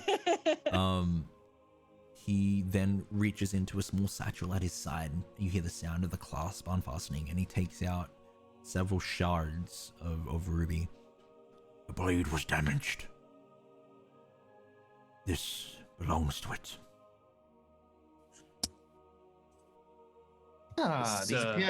These appear very similar to the ion stones that are examined by wizards and arcanists alike. May I? Of course. I'm gonna mage hand them over to me, mostly because I don't touch people. They start coming over towards you. As I sort of clasp them, I'd like to do an Arcana check to try and ascertain the properties of the gems individually. All right. An Arcana check. Yeah. Yeah. Okay. Roll an Arcana check for me.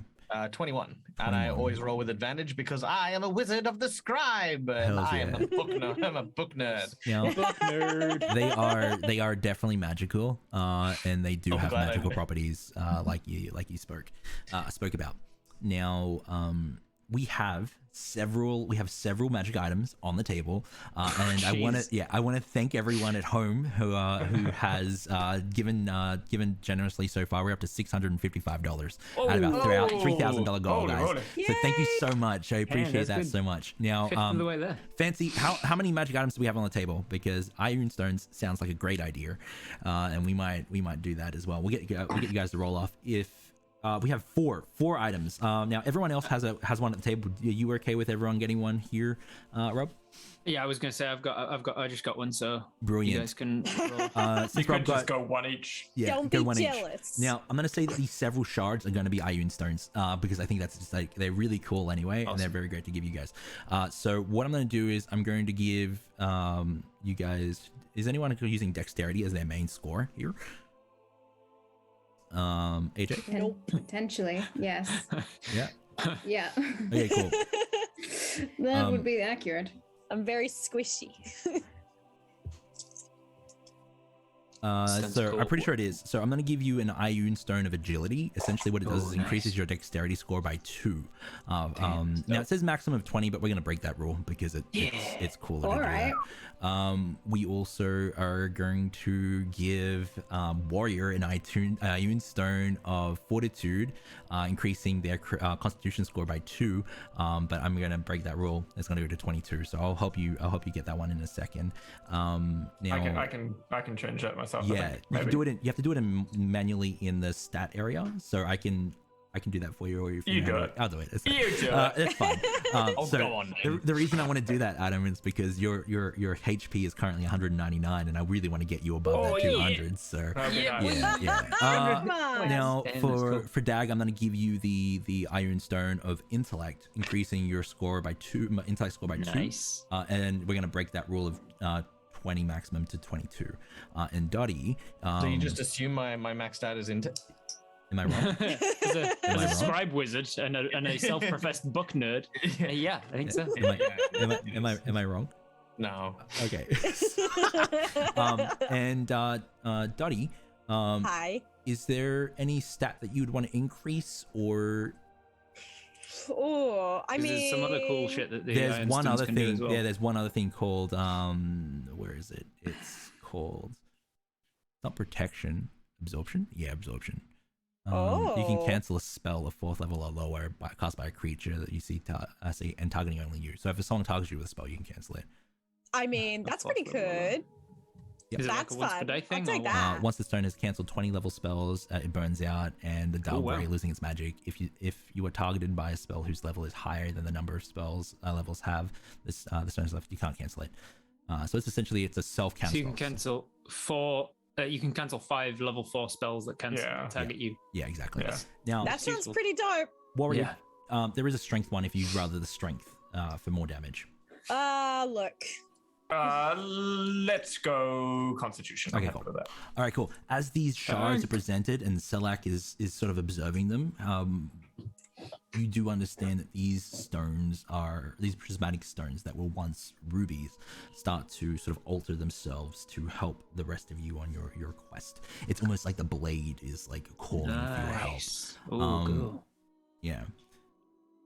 Would you like to give them to the other players? I'm assuming you will. Dag? Salak? No. Oh, for me. Hey,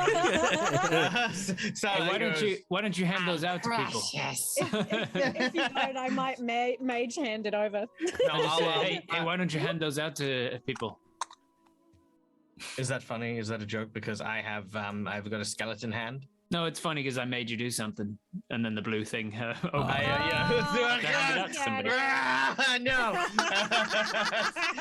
As he tries to grab at them, but he can't. Oh my god. He does manage to catch one. And he's like, Amazing. Isn't that that just gonna fall out from your Fall wrist? immediately out of the bottom of his. Yeah. I see that, and I don't know what this is, so I assume I have to do that too, and I eat mine. What? I have no context. Dude, you're Monkey do, monkey do. Yeah. I love it. as you go to throw it in your mouth, it stops mid crunch, and then it starts to float around your head, like an astral belt. So it's Oh, like floating thank there in front God. of you. Otherwise, I was gonna have to get some Metamucil. You, I have a very weak Fiber. esophageal passage, so it would have been fine. Amazing, and it does so for the rest of you that sort of take up these special stones of power. Okay. I said to Selak, so you have Ioun in your world? Yes, we have Goddess the of knowledge. So a long time ago, the dwarves basically dug all of it out. Amazing. Yeah. Sorry. Okay. Now, as you are saying this, as you're walking towards the teleportation circle, you can continue this conversation. Telek is answering like everything about the history of the Yeah. island. Yeah. Ioun. Because he can't not. Yeah. Yeah, he's trying. I'm keeping because I just eventually say like, yeah, Ioun was one of our old gods. We don't worship her anymore, but she kind of goes by a new name now, or she's been split into new gods, or however those things work. But fascinating that the gods are kind of multi-planar as well, universal. Hunter, the avatar of knowledge, says, "Well, Ioun here is a word, so perhaps in its lineage it did belong to Arkham or another god, but we don't know." Fascinating. Well, it was a pleasure to meet all of you. I I might, the experience. before we leave, specifically the avatar of knowledge, be like, how does it work compensation-wise for these guys? Because you know they're not even from our plane, so do they just invoice us, or Well, I just want to make sure everyone's getting like a fair share We and will- hourly. we will most probably owe them one, so to speak. So, Okay, well, are you guys okay with that? I mean, I'm fine with multiplanar beings owing me one. That's how I get by. Yep, okay. Well, as long as they can get me home, I can agree to this. I think even I could get you home, theoretically. Well, Well, then I just can want to agree make sure that we're all being treated fairly. If not, and she might like reach into her shirt, like her pocket, and the orders union, like, make sure you're getting treated failry. It's Thank important. you. Thank you. But you have to pay your union fees. Well, yeah. I'm good. I'm already a member of the Horizon Shine. It's taking up all of my money to make that. I'm currently in the process of making a teleportation circle as well, so that's a very expensive process on my world anyway. I don't know what it's like here, but oh boy. do you use gold in your world? Oh, gold, yeah, gold, rare chalks, emeralds, all kinds of minerals, materials. Well, if we are able to, we'll compensate you before you leave. Oh, thank you. And if you do leave, hopefully you can find your way back here, and we can compensate you. Now that I've been here, it will be relatively easy. Excellent. Well, that's all I had to say. I'll see you guys later. All right. To the avatars. All right. Obviously, I'll see you guys. So you guys start passing the various through the various domains. Before leaving the war domain, you pass through past a temple, and I'm sorry, I forgot to grab this. Give me a sec. Hold on. Stop roleplay. Oh, that's all. Listen to the angelic music. Just stand. Oh, good. I thought that was me. Because I had Siren Tape up earlier on, and I thought that my computer was glitching, and I was like, where is the music coming from? No, it's coming from Foundry. Singing. Yeah. I got Angelic a Or it music was in that his comes head. from He's me. just hearing angelic music in his head. I'm Always. just like, this is how I die. As you pass this temple, you see a statue that looks very much like this. You can see that its acolytes have shaved their heads in sort of like a respect to this individual. They seem to be clasping what looks like a gem or a stone in their hand, and you can see them all sort of like reverently like talking amongst each other. One of them walks up to you all and says, "Good day. Good things are coming." and then they move on as well. This is the Temple of Corbel, one of our heroes of this world. As you passed it, you go through the life domain, and you can see this monolithic, huge construct, or building that has fire wreathed through its form in the life domain. This is known as the Life Giver's Loom. You eventually come to the knowledge domain, a very Romanesque style domain where a lot of people are sort of like debating and talking amongst one another, and you start to head towards the centerpiece of this place, where there are stairs that lead up into this massive library. As you ascend the stairs, you see that there are these fundamental truths written on each step. And these are known as the fundamental steps. You eventually lead to the top and walk through the libraries into one of the back rooms, where you can see they have a room that has several teleportation circles sort of worked into the stone, though they aren't written with chalk. They are almost like a dial, and they have mechanisms. Hunter stands there with you all and nods and says, "Thank you for this. You doing us a great service." Was there anyone I recognized on the way? Because I would have just handed them my teacup and saucer without. Definitely. Oh, you mean you didn't hand that to one of the gods before we left? No, not at all. Not at all. Just like a random person in one of the domains, not even made eye contact with them, just handed the saucer. Just hold it out and they grab it like, what? I guess I got it. All right. Okay. It might be a common occurrence. Dread, can we get the volume down a touch? It went a Oh, bit so loud for me. you are able to control the volume. Oh, That's is one it? of the really cool things about Foundry. On I the see. right-hand Awesome. side, the music note, you click that global controls, not the single song. You need to do Perfect. global. Yeah. Okay, cool. Guys, as the apparatus of this teleportation room starts to whir into motion, you start to see magic start to kick in from each single dial. You start to see Hana giving almost like this script or like programming to the dial itself, trying to dial in the best estimation of where this place is currently. This red comet has landed and crashed into the oceans. And with that, we are going to take a break. I am going to say a massive thank you to everyone at home. So far, we're up to $695 of Yes, our goal of $3,000.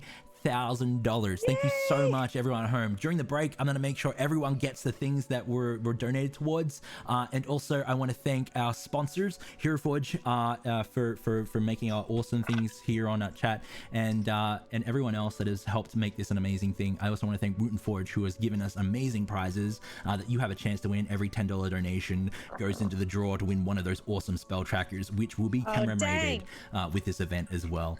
So thank you so much. We are going to bounce on into the break screen. I'm going to play some reels, and when we get back, we'll continue the next leg of this adventure. Okay.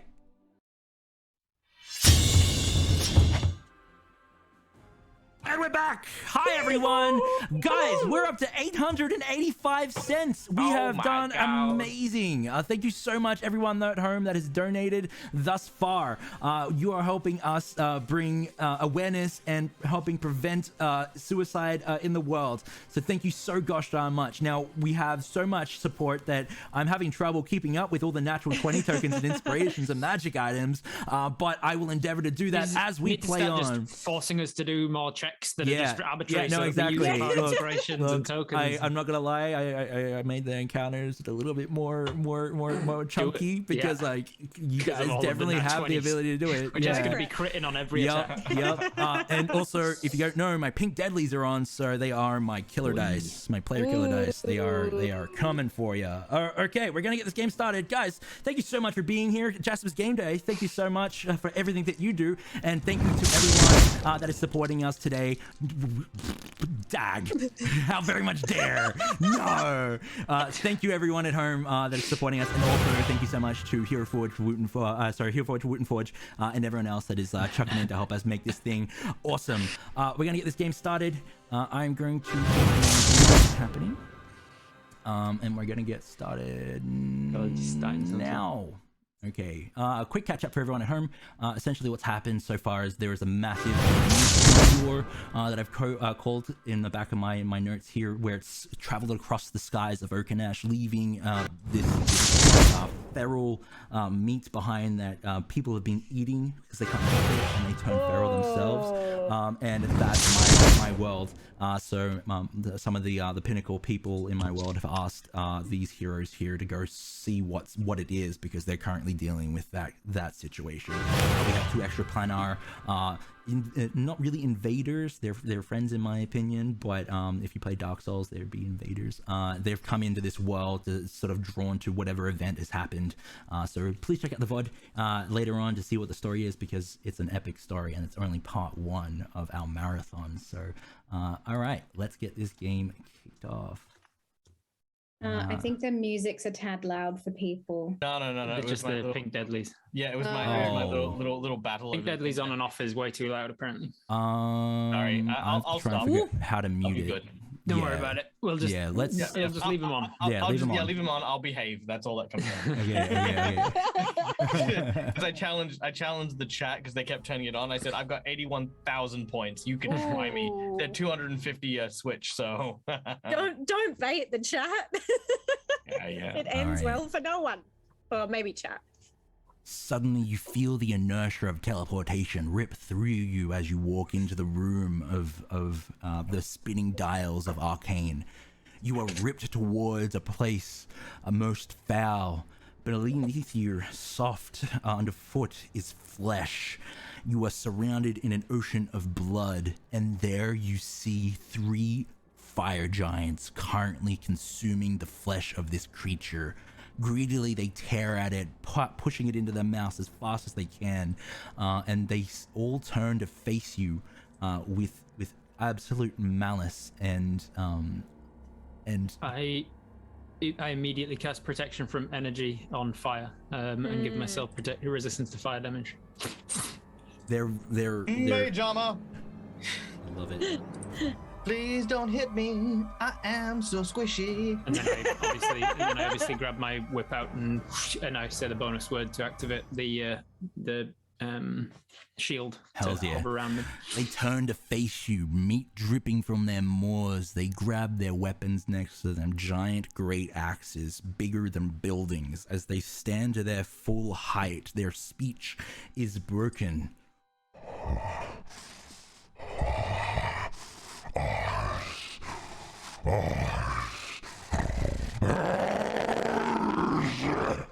They start to charge towards you, unchained. Roll for initiative in 2 seconds. Hold up. I'm going to. I look at Mary May.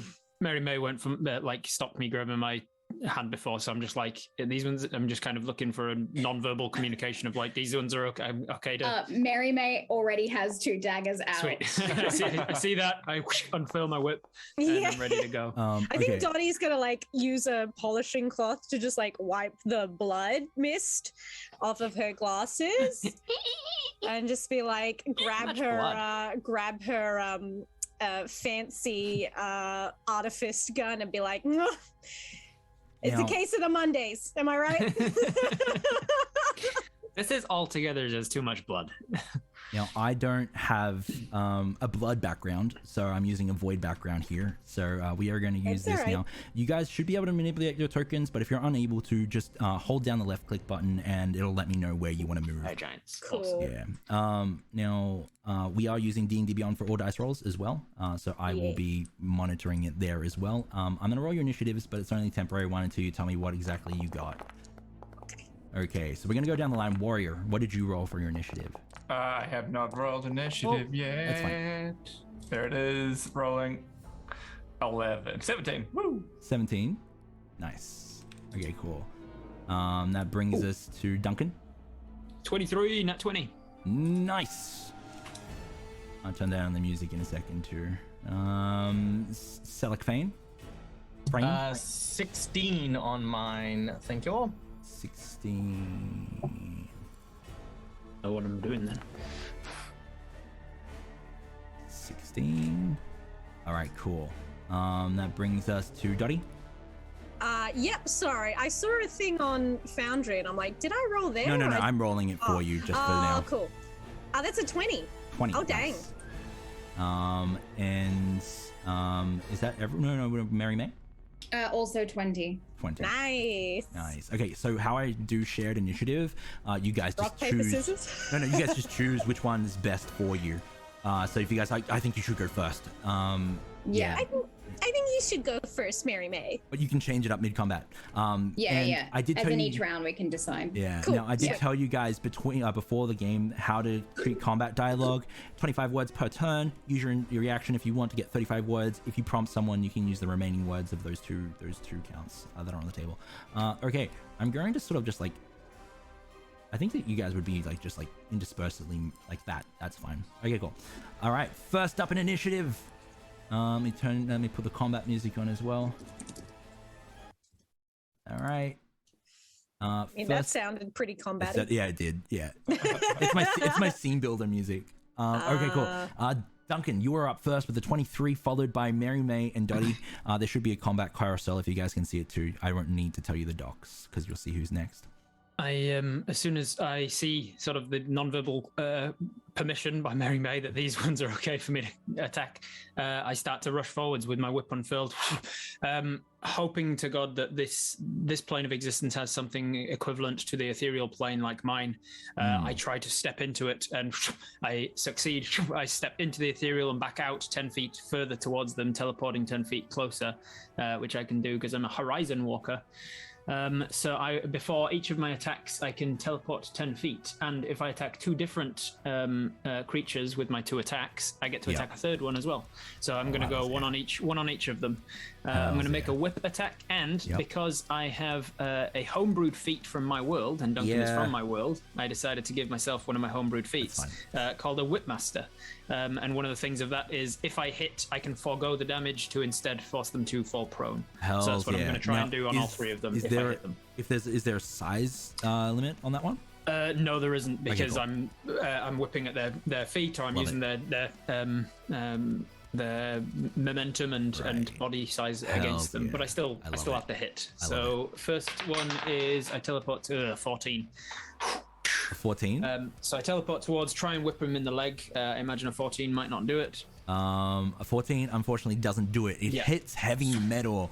These fire giants are clad in giant plate armor, which is quite impressive. Yeah, I realized that I didn't give it quite enough length. I didn't account for his calves being quite as big as they were, so it didn't wrap all the way around. So I turn around, step into the ethereal plane, teleport 10 feet closer to the other one, and whip out for his ankle. Nat 20, nat 20 plus 10. So that's going to hit, but I'm going to forego the damage to just knock him prone. All right, cool. Now, can you ping on the map which one you want to knock prone? Sure. I imagined since I was here, I went to the top one first, and then I went down to the middle one, and then I'm going to teleport to the bottom one. So the middle one's prone. So can you just let me know? Do I need to move you on the map as well? Are you like here? Oh yeah, that's right. Sorry, I forgot I can move myself. So I whipped over to here, and then I whipped over to no, right beneath him, and then I'm going to jump over to this one. Okay, cool. So this one is the one you hit? No, I missed the one at the top. Oh, yep. I've knocked the one in the middle prone. Okay, cool. That's my third hit. 17. 17 is unfortunately a miss as well, as that whip comes out. I'm going to use my inspiration to try and knock this guy. Rock and roll. Nat 1. Can I also use one of my Nat 20 tokens or not? I'm going to say yes. All right, yeah, I'm going to use my inspiration and a Nat 20 token to knock this fucker prone. So I pull him prone. I pull him over to this one. I zoom around him, whip around one of the ankles just as he's kind of rushing forwards, and I trip him as well. Rock and roll. As that happens, you hear the sound of a heavy squelch. Suddenly, pools of blood kick off and spray with their weight hitting what you're standing on. Okay, so just for the people that are new here, we do something here called combat descriptions are treated very specially. There are linkers. So how it works is like you will describe something from the previous scene as you take your turn, and then also when we do combat descriptions as well, if you miss, you describe how it misses you as well. So you get that sense of like, awesome. Oh, I just dodged that. So yeah. Then I will I will, as a bonus action, use the sort of imbue myself with some of that ethereal plane magic to become invisible. I use Nature's Veil. I become invisible until the start of my next turn. All right, cool. I'm just checking the chaos. No chaos, which is great. Cool, that's my turn. Okay, that's your turn. We are moving on to Dottie and Mary May. You guys get to choose who's going first out of you guys. I think you should take this one, Mary May. I think Mary May is probably already launched into her moves following Duncan. Dottie's applying some lip gloss. Seeing Duncan launch at the center creature, Mary May is going to follow and immediately jump up and try and stab 2 daggers into its eyes. Stab 2 daggers into its eyes? Hells yeah. Yeah. Now it's prone, so is that advantage? You get advantage, yeah, you do. So sneak attack? Yeah, definitely. Okay.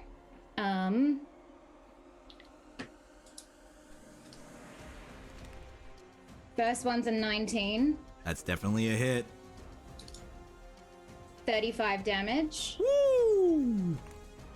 All right. And now... and the second one. It's this one here that you're attacking, correct? The center. Yep. Yep. Boom. Yep. And then... I think I did that incorrectly. Hold on.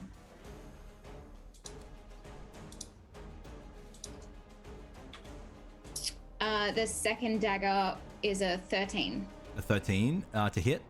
Yes. Unfortunately, that's a miss. No problem. Hells yeah.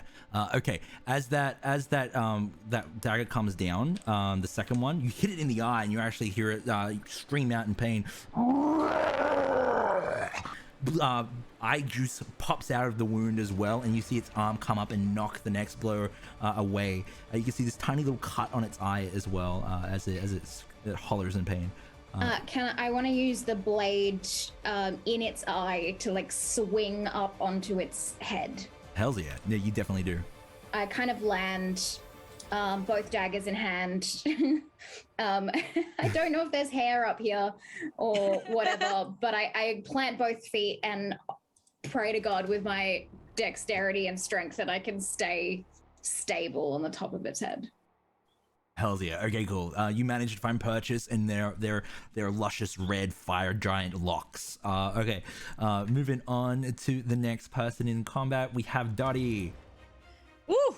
Sorry, I just got a whole big boost to the Foundry music. Right. I'm sorry. No, that's all good. It really lit a fire under my butt. Hey. So as she like kind of applied her lip gloss and like polished her glasses, suddenly her eyes take on a pure blackness as she kind of sizes up the fire giants for a sec.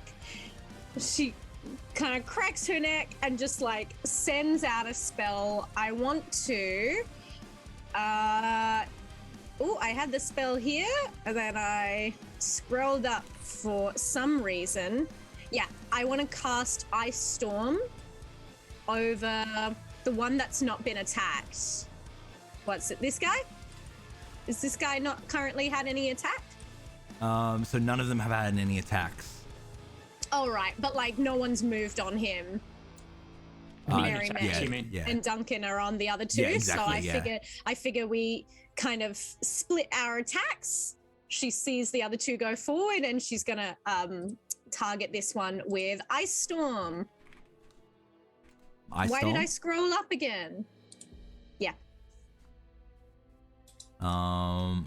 So sorry. I was just doing a tech issue. Can you help me? Exactly what's happened? You're casting Ice Storm.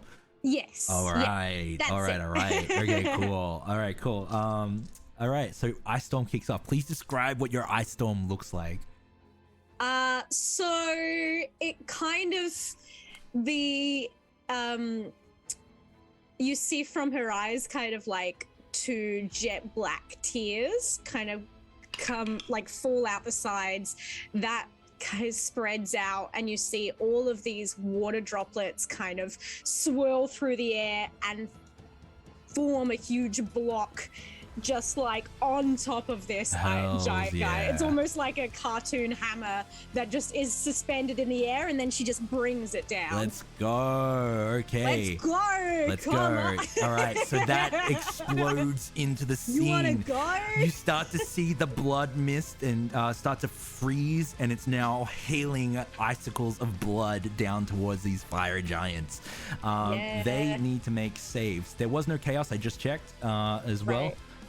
Okay, let me just see if I can get the 20 feet as well, which is this much, right? I believe so. Yeah. I hate feet. There's a measurement. That's fine. We'll do it like this, so it doesn't get the rest of the players. Okay, cool. Now they need to make saves. Yeah. Okay, so is it Constitution saves? Dex, I believe. Dex. They're gonna. Okay, so two at disadvantage. Why do I keep moving away from the tab? There it is. All right. The 2 with disadvantage fail. The 1 standing is going to get. All right. 15. Oh my god, dreads! Come on. Okay. So that's 1 pass and 2 fail. 1 pass and 2 fails. Yeah. Great, cool. All right, so I'll roll damage twice then. Get it. Or do I just roll damage kind of like as a net? It's net. Yeah. Yeah, cool. Sweet. Yay. I don't right. play magic characters No, that's often, fine. so it's fun. You casted it at 4th level, which means you need Yeah. to roll 2d8 and 4d6. And all 3 of them will take damage. The one that succeeded will be taking half damage. Fun. All right. So- Now, this terrain is also difficult terrain, which means it's going to make them harder. It's going to make them harder to move as well. Great. Okay, so 2d8 and then what was it? 2d8, 4d6, did you say? 46, yeah. Now, it is going to unfortunately hit your companions as well, so I need dex saves from them as well. I'm down with that. It's fine. Nice. Sorry. Oh, good. I'm in Okay, it. cool. Classic Yes. Standard one. As this ice storm is pelting these fire giants, it's again just icicles of blood that are like barraging into everyone in the center of this cylinder. I assume a 24 succeeds. Yeah. I Oh, gosh, assume you'd a hope 9 does so. not. I rolled a 15. Does that? Is it meets it beats it? Meet and beat. Yeah. Mhm. Then you're fine. Lucky. You're fine. Yeah, okay, cool. So you are going to take half damage for the people that succeeded. So what was the 2d8 and 4d6 results? Do we have that? So 4d6 is 18, and 18? then I believe it was just 6 from the 2d8s. A Okay. pitiful 6. Pitiful 6. Okay. And no, take that's 12 damage. Easy fine. I peasy. do minus 6. First blood. Yeah, that worked. And it was 9 for the ice, was it? 9. A 6. Yeah, 6, sorry, yeah. Yeah. 6. What were the 2d8? Sorry? Oh, sorry. So for the 6 is 18, and 18. then 6 Oh, I love was it. Okay, cool. the Okay, no, you're right. 2d8s was a 6.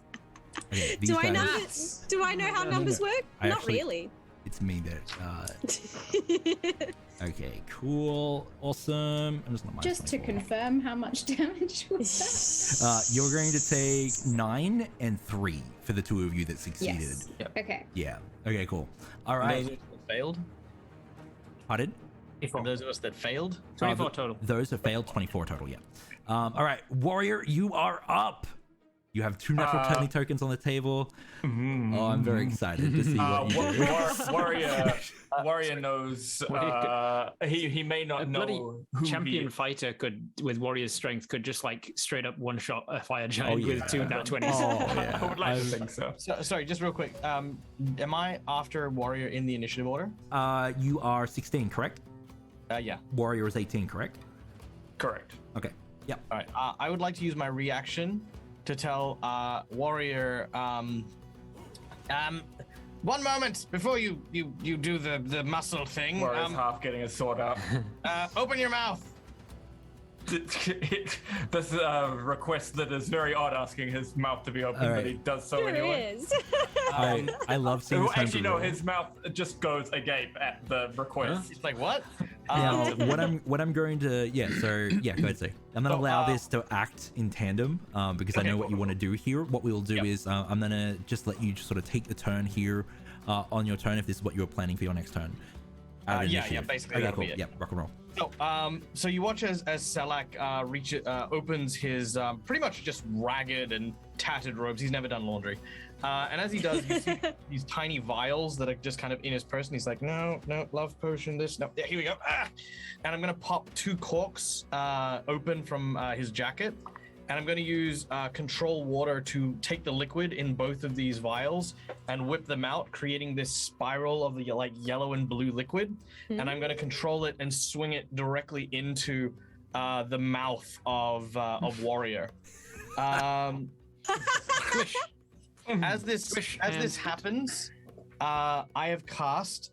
I've used Potion of Growth and Potion of Advantage, both on Warrior, meaning he has now got advantage on all of his checks or all the rolls, and with Growth, his size becomes basically he just doubles in size, 8 times the weight. His weapon now does an additional 1d4 damage, and he's now got a 10-foot reach, meaning he's about the same size as these fire giants. Oh my if not gosh. Far off. I'm so excited.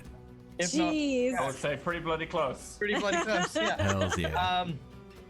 All right. Yep. There you go. Thank you very much, Sonic.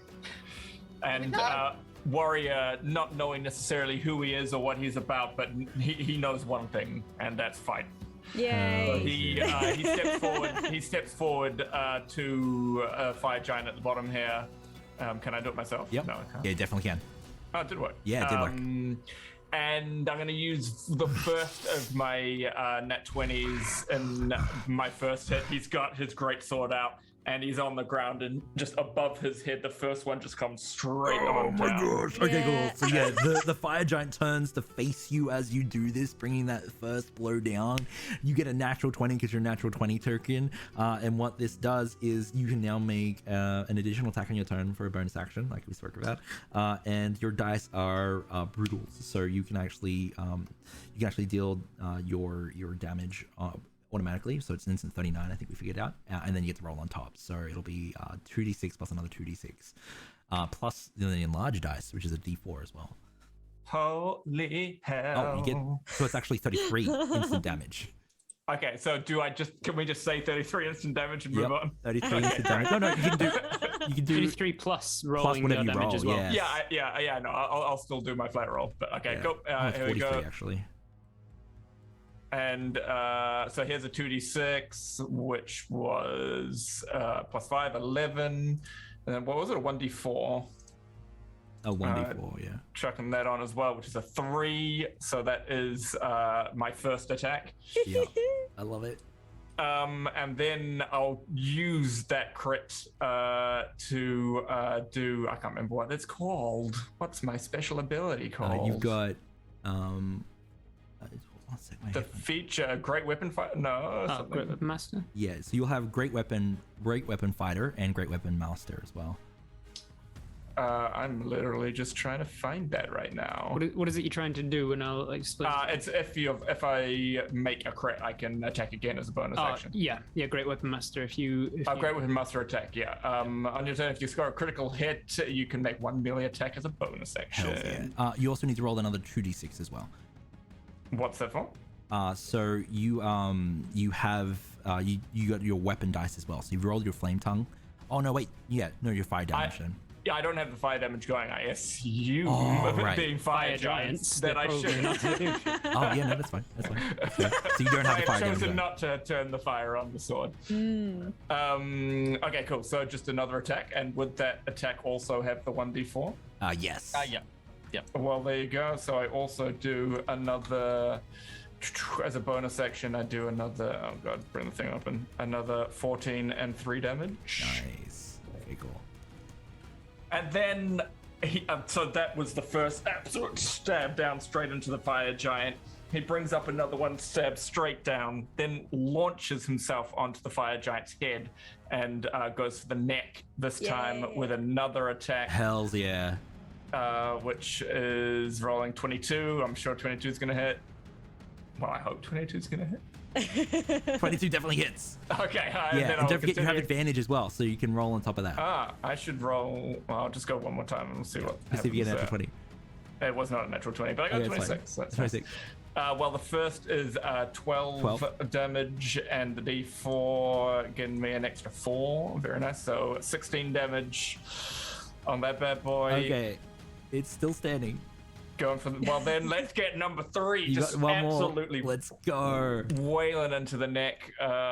Roll of 25. Definitely I can do it hits. with advantage. Damn it. 17, 27. Let's get another bad boy, and Let's then go. 9 from the D6s. Yo. All right. And another 4 off the D4. I Thank love you. it. I'll just sit down. Warrior can feel the All power right. running through his veins from the potions, and he turns to Selek and doesn't even need a word spoken. He just nods at him. Amazing. As you look I down, nod, but yeah, sorry. I was gonna say I nod, and then I read the back of the label that says highly addictive, and I look around. And I just So I feel it running through my veins as a little bit. all you see is a gargling mess of your sort of like wreaked wrath upon its fallen. You got multiple like lacerations across the giant's face. It looks up at you, and you can see that like its bone is exposed on its cheek. It goes. Still standing, however, but definitely not in a good way. Okay.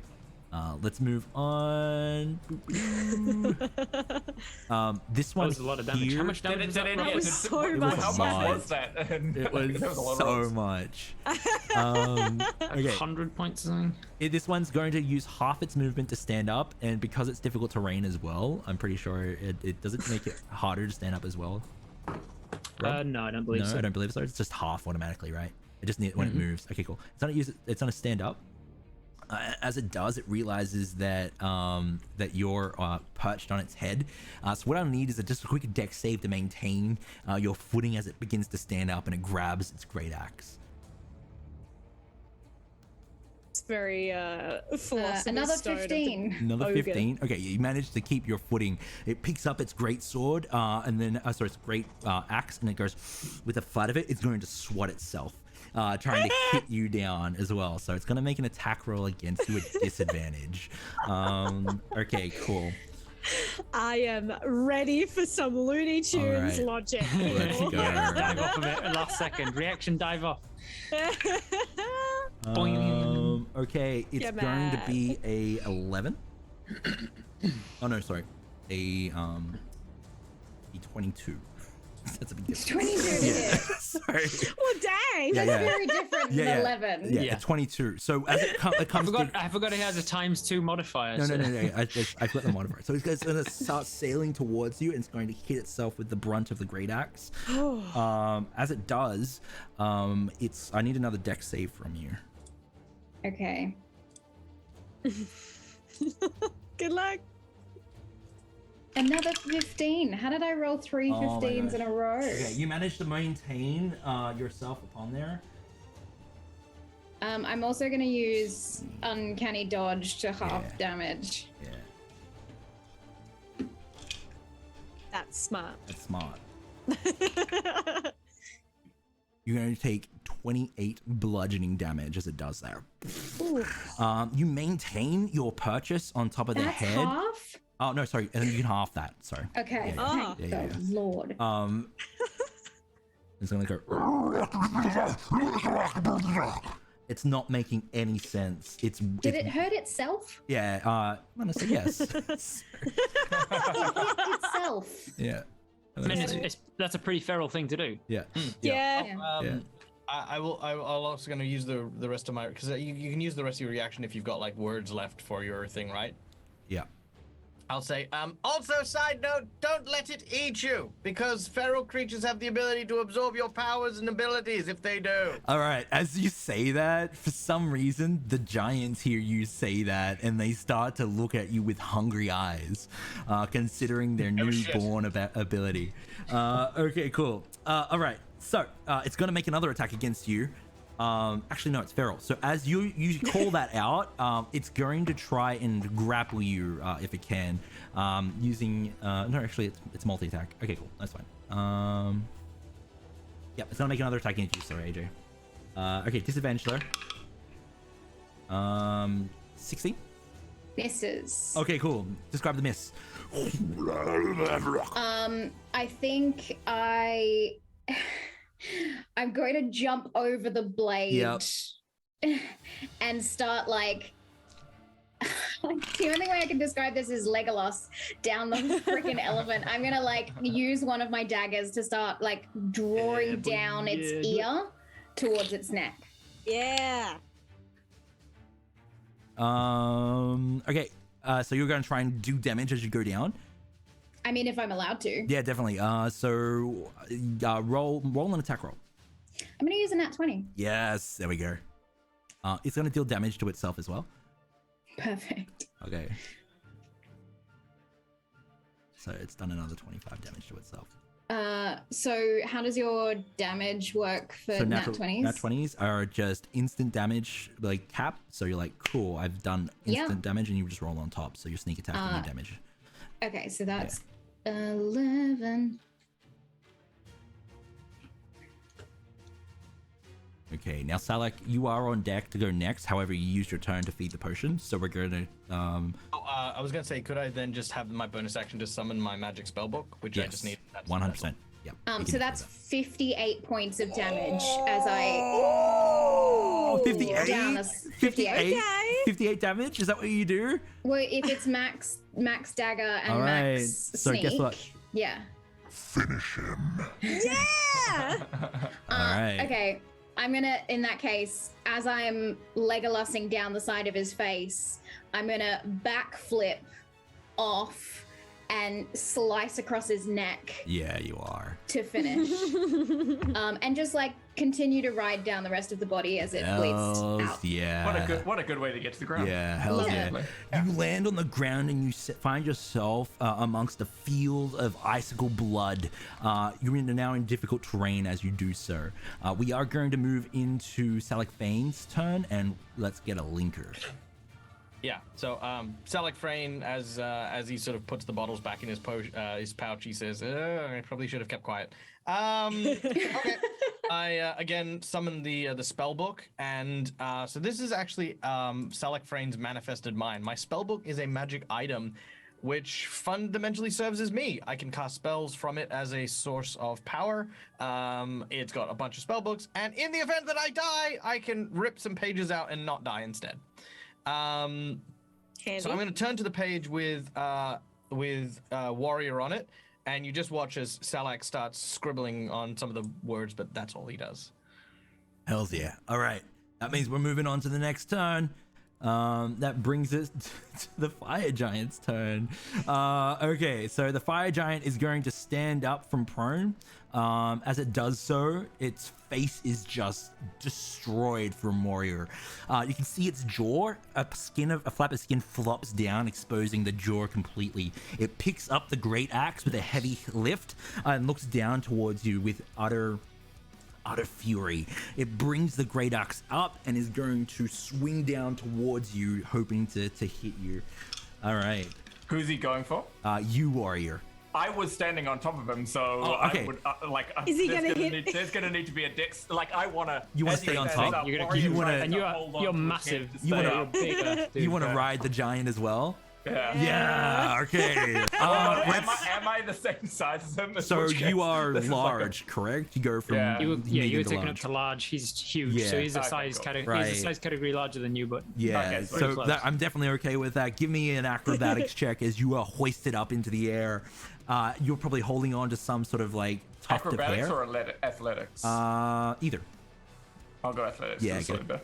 Oh, it wasn't too good either. 17. 17? No, you managed to stay on the nape of the neck and the shoulder, and as you do, you pull on the hair tuft, and a part of it just slops off, exposing some skull there as well. So you're now up on top of it. It looks down. One of its eyeballs is just like blown up like a beach ball, and it's looking for you, and it can't see you. Out of frustration, it turns towards so Duncan, and is going to bring its attack towards Duncan. I'm invisible. Oh, okay, cool. I don't know what I can do here. Okay, then it's going to have.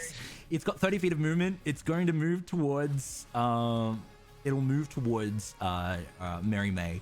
Mary The May. second that it takes a step within my range, it is triggering my opportunity attack, which comes from Whipmaster. Oh yeah, okay, that Then I'm definitely going to happens. take an opportunity attack, So and as if soon I as it hit him, I steps- can knock him prone again. Yeah, so it only has 15 feet of movement left, so it can move to here. So as soon as it takes a single step, I strike out for him with a 22 to hit, A 22 to hit definitely hits. Amazing. and I'm going to forgo the damage to knock him prone again.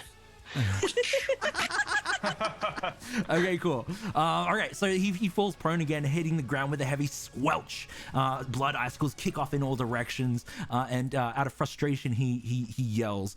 Now, does that attack make you uninvisible? No, it's not the invisibility spell. It's a nature Yeah, range of hells thing. So yeah. I'm Okay, just cool. invisible until the start of my next turn. So then what I need is a dex save from you, warrior. Yep, I was just getting ready to do that. Oh, and don't forget you have at one advantage on a dex saving throw if you want to take it. From your potion. From the potion. From the potion of advantage that I Okay, let's go advantage. Let's do it. Double ones. Okay, now you do have a special ability Wow. called Indomitable. If you wish, yeah. you can use Indomitable to re-roll a saving throw. Why not? Let's go. Where is If Indomitable? he re-rolls it, Is it's it still gonna- at advantage. That's up Oh to yeah, the there we DM. go. I Yeah, can see. let's say Reroll the yes for the one shot. Let's go. Okay, yeah, why not? And let's Yeah. re-roll dexterity advantage. Let's That go. was horrible. Christ. Oh my gosh. A 2 and a 10. A 2 so and a the best 10? 13. 13. Okay, you're gonna take some Oh, damage. I need to go down apparently. Yeah, the yeah. dice The will dice gods have willed it. Okay, cool. So we're gonna go 8, 14. Oof. I'm hearing a lot of dice. You're going to take 26 damage, and you are now restrained as it crumples back upon you, and is now bearing the full weight upon you as well. I love that almost all the damage that's been dealt to us is like friendly fire so far. Like, I got hit with icicles of blood. Yeah, I love it. And you They haven't got had hit with a giant They that I've haven't thrown at you, managed to do essentially. anything against you at all. Not seeing you, however, it's not going to make an attack because it can't see you. So we're going to move on to this one up here. Okay, Go, cool. Bob. It's currently not prone. What it's going to do is going to reach down into the flesh, and as it does, it starts to pull and tug at something. I don't Pulls care for out that. a calcium deposit. It's very heavy and it seems to sort of just drip with gore. It looks towards. It's going to look towards Zalek Fane, who's been talking a lot, and is going to launch a rock at A Selek. rock of flesh Crane, and yeah. bone and gross. Love it. It starts flying towards Selek. Okay, here we go. Well, Good luck, that's Selek. disgusting. Yeah. All right. Don't care for that. I don't have any natural 20 tokens, do I? I don't believe so. Dag used one on me last night, so. Now, let's not use our stream for revenge. No, I know. Yeah, that's fair. That's very fair. Unless that's what the people want. And that's what you want. Donate Give me a $100. Give me a natural 20 token so I can throw a rocket Dag. I mean, hey, yeah, I guess that's the free market, right? Apparently, Hells you yeah. have 2. I have 2. I'm using it. Yeah. Why are you helping AJ? Amazing. Hells yeah. All right. Funny. Dag, you are instantly gonna bit take 47 damage. Instantly, bludgeoning 47. damage, and it's gonna deal an additional. You're not vulnerable to bludgeoning being a skeleton, are you? I'm a lich, not a skeleton. Okay, calm down. It's a completely different thing. Oh, see what Racist? mate. Plus an additional. 19 bludgeoning damage as it crashes into you with full force. I have 2 hit points left. Does Foundry at all have a, Oh yeah, that's right. does Foundry have some sort of xylophone sound effect? It's like the I do. We do have the Sirenscape going, so Yeah. let me turn As this up. shout out to Bone scattering. Sirenscape so for as this huge everything you freaking need. boulder just like, because Selleck's just focused entirely on his writing. He's like, carry this fight. And then it's like, would someone please stand out of my light? Shit. All right. Cool. Thank you so much for my natural 20 token. That was amazing. All right, we're moving on to the next person. Duncan. All right. Am I still in an ice storm? I'm just seeing if it's still in effect. Yeah, let me Difficult terrain until the end of the next turn. yeah. Yeah, so it's still difficult terrain, but I'm not not still damage. getting Yeah, pelted. Okay, well, at the start of my turn, my invisibility drops. This guy is prone next to me that I just whipped at, right? Yeah. What's the situation with Warrior? Is he trapped beneath him? Currently trapped beneath the giant, correct, yes. All right, I'm going to climb up onto the back of the giant then and start going wham, wham, and whipping at the back of his head and try and do a bit of damage. Hells yeah. You know what? I'm a Horizon Walker. I'm not going to climb. Climbing's for suckers. I'm going to teleport to the back of his head because I can. I'm going to just check for chaos as well. It's fine. It's fine. Magical abilities are only at cantrip level, so... Cool. Hey, nat 20. Oh, I was thinking about using my token. Didn't no need to. way. All right. So with my Whipmaster, whips do a d6 rather than a d4. So that's 6 plus my. Let's have a look. What is it? It's a +7. Yeah, it's +7 because it's a +2 whip.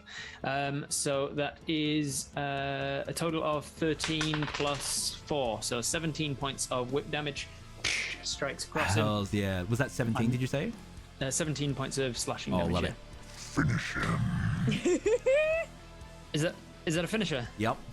Oh, okay. So in that case, I strike up, I teleport right between his shoulder blades. I whip it around. It strikes around his neck. Another part of the Whipmaster feat is that I can basically Indiana Jones. I can like whip it around a tree branch, or I can always like secure something that's enough to hold my weight. Amazing. So I whip it around his neck. It secures my weight, and then I just fall backwards onto his back and just garrote into the hill giant, into the fire giant's throat. Yeah. And just using my weight to just pull, and I'm slowly like descending. Like I end up like falling backwards to like a 45-degree angle. Oh yeah! Oh my god! Yes, that's amazing. Everything gets tighter and tighter, and just cuts into his neck. Yes, I love it. Cool. That was my first attack. All right. I loose the whip. Stand back up. I look across to the other guy and take a leap off of his shoulder, and in midair, teleport 10 feet down towards him. I'm gonna whip the other guy. Nice. This one up here? So I was on this guy, and then I leapt forwards, and as I was landing, teleport down 10 feet to there. That's not gonna hit though with a 14. I don't have any inspirations. I could use a nat 20. You could use a nat 20. You've got one left. No, I'm not going to bother. Okay, cool. That's it. I'll just miss him. I'll whip around his legs. Same guy that I missed before. I think he's wearing something around his legs that's making his thighs a little, his calves a little thicker than the other guy. Yeah, it's very heavy forged plate armor that you would think, so you would see it on tanks and stuff like that in our world, but for them, it's very hardy. I should have. Oh, I forgot. Leg warmers, not. Sorry, armor, not leg warmers. Yeah, exactly. Probably, yeah, what it is. They're fire giants. They don't need leg warmers. All right. No one needs I them. will. Do I want to do it again? How often do I get it back per long rest? I don't want to be wasting them all. I will step away from him. Where's the? I see the giant. They've just thrown a big thing at the skeleton, who's basically a pile of bone dust at this point. So I will step back, not leaving his melee range, hopefully, but just like trying to get around and be like, and then I'll whip crack, trying to get this guy's attention onto me rather than the skeleton. Okay, give me an intimidation check. Oh, nice. Not bad. 15 plus my intimidation is +1, 16. 16. Okay, cool. All right, 16. You managed to get the target. It's targeting you right now. Over here, big guy. And with my newly animated shield just kind of floating in front of me, I'm like a lion tamer. Hells yeah, rock and roll. All right, moving on. Mary May and Dottie, it's your turns. Well, I have a question. Sure. Would hold person work on a giant? You need hold monster. Yeah, you need to be humanoid. Yeah, no worries. Well, I think maybe Dottie will kind of look and be like, I got this. I want to move closer to Selak, since he's kind of like just crumpled down, and I think she wants to like, see if she can help him up, like, or just basically shield any damage his way, since he's just Hells yeah. So you're sort of like getting in the way of it. Yeah. He's Selak is bones now. Oh God, he's dead. Wait. Wait, hang on. And I'm just gonna go for something simple. Just gonna use a little cantrip. I'm gonna use Ray of Frost. Ray of Frost? Let's go. Hopefully that'll hit. Yeah.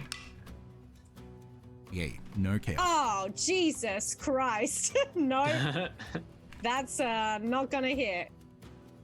I think maybe as she's like running to Selak, she tries and just like shoots one out. But it's not. She's looking to get over to him. Yeah. Where are you? You're. Where are you? Where are you on the battlefield? I don't see your token. Me. Yeah. I'm here.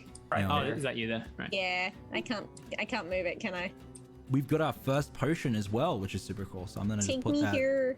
little thing over here for you, my dear friend Dag. There you go. You're currently on 2 hit points. You might need that. You might need that health potion. Okay, guys. I don't know. I took some ice damage before. I took 12 points. Yeah. What about Rob, guys? What about Rob? I'm down to only 146 hit points. Amazing. Oh no! I what got are we gonna do? fallen on, and I've only got 188 hit points left. Now, was that your turn, Dottie?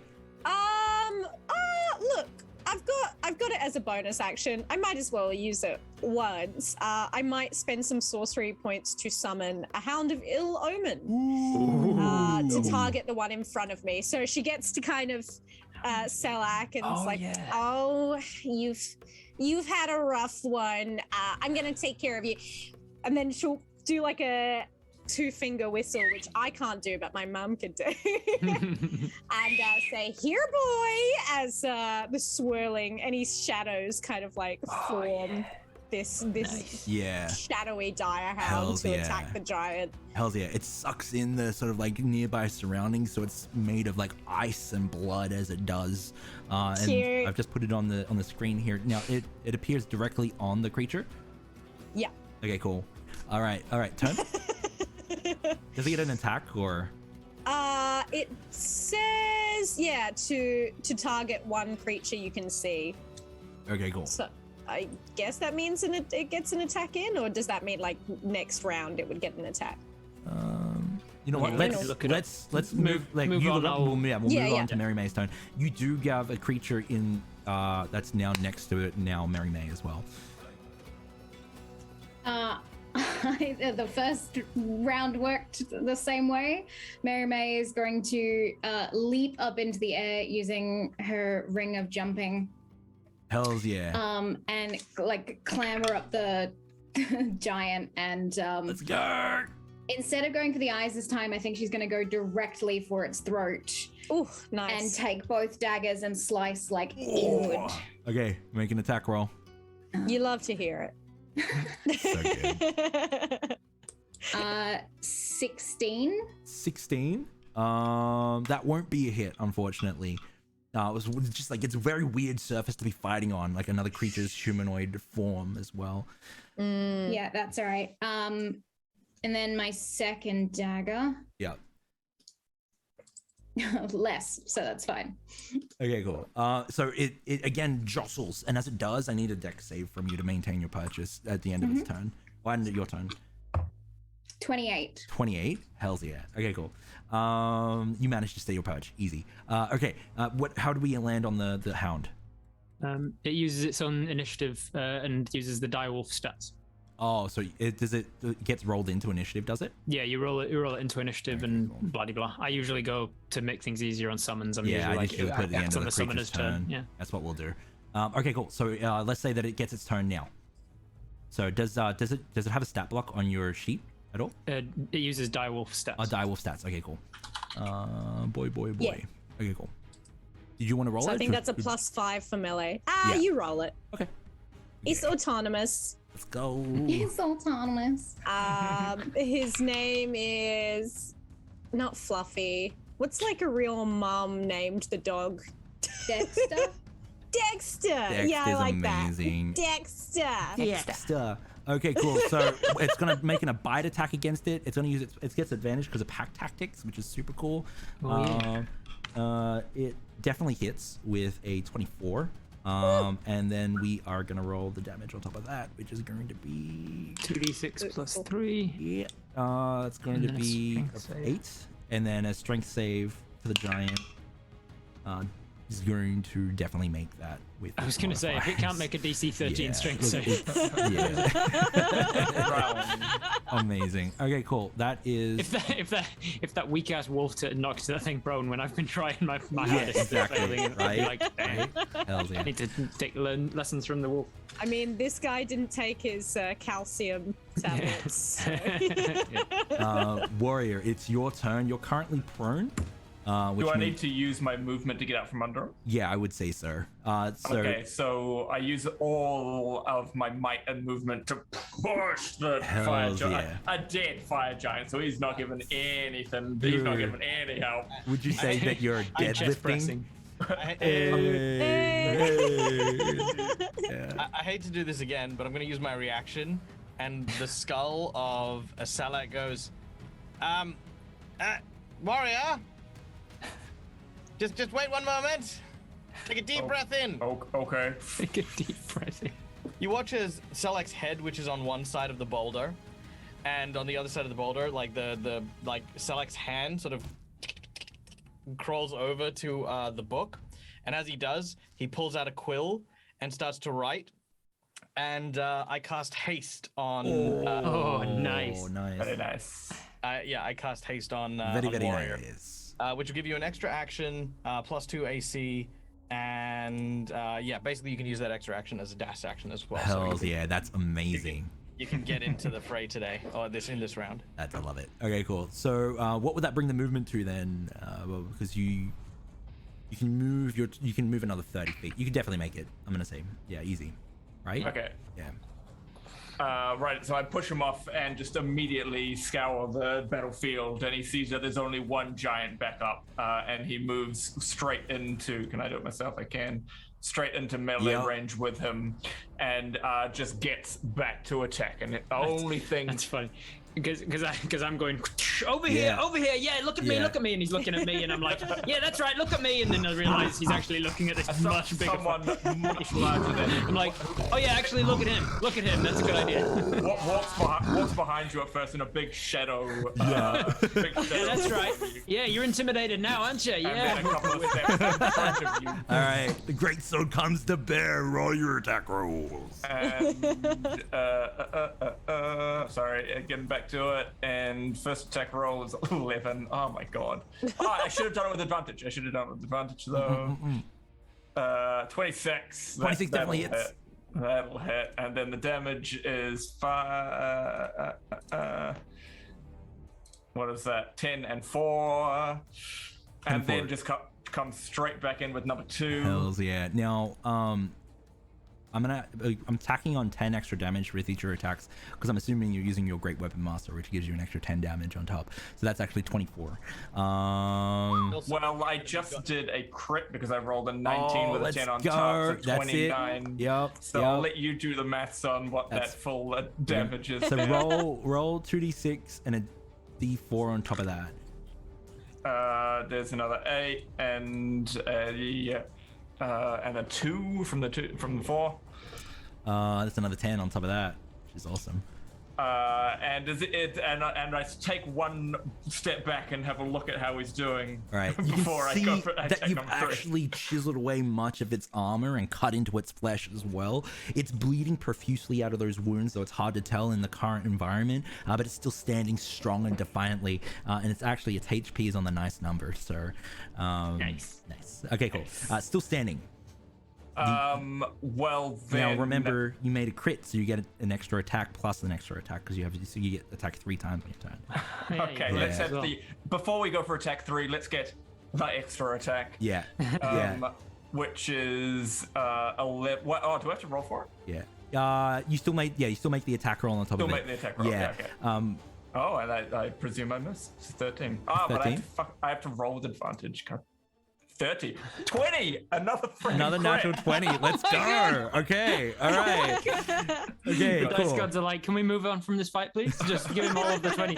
Okay, cool. So roll another 2d6 and a d4 on top of that. Damn it, I'll have to auto roll a 2d6 because Yeah, because of the funkiness. the funkiness has just made me. Have you done anything but crit today? Yep. Yeah, I know, right? He's playing a trick fishing build. He was like, like, I want to be tank and I want to hit things. I was like, okay, let's go. There we go.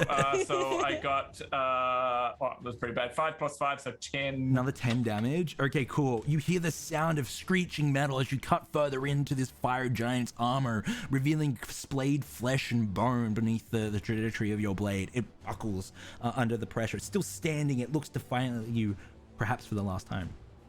And then knowing exactly what's going on, brings the sword up above his head and just goes straight for the heart. All right. Do you want to use your natural 20 token here?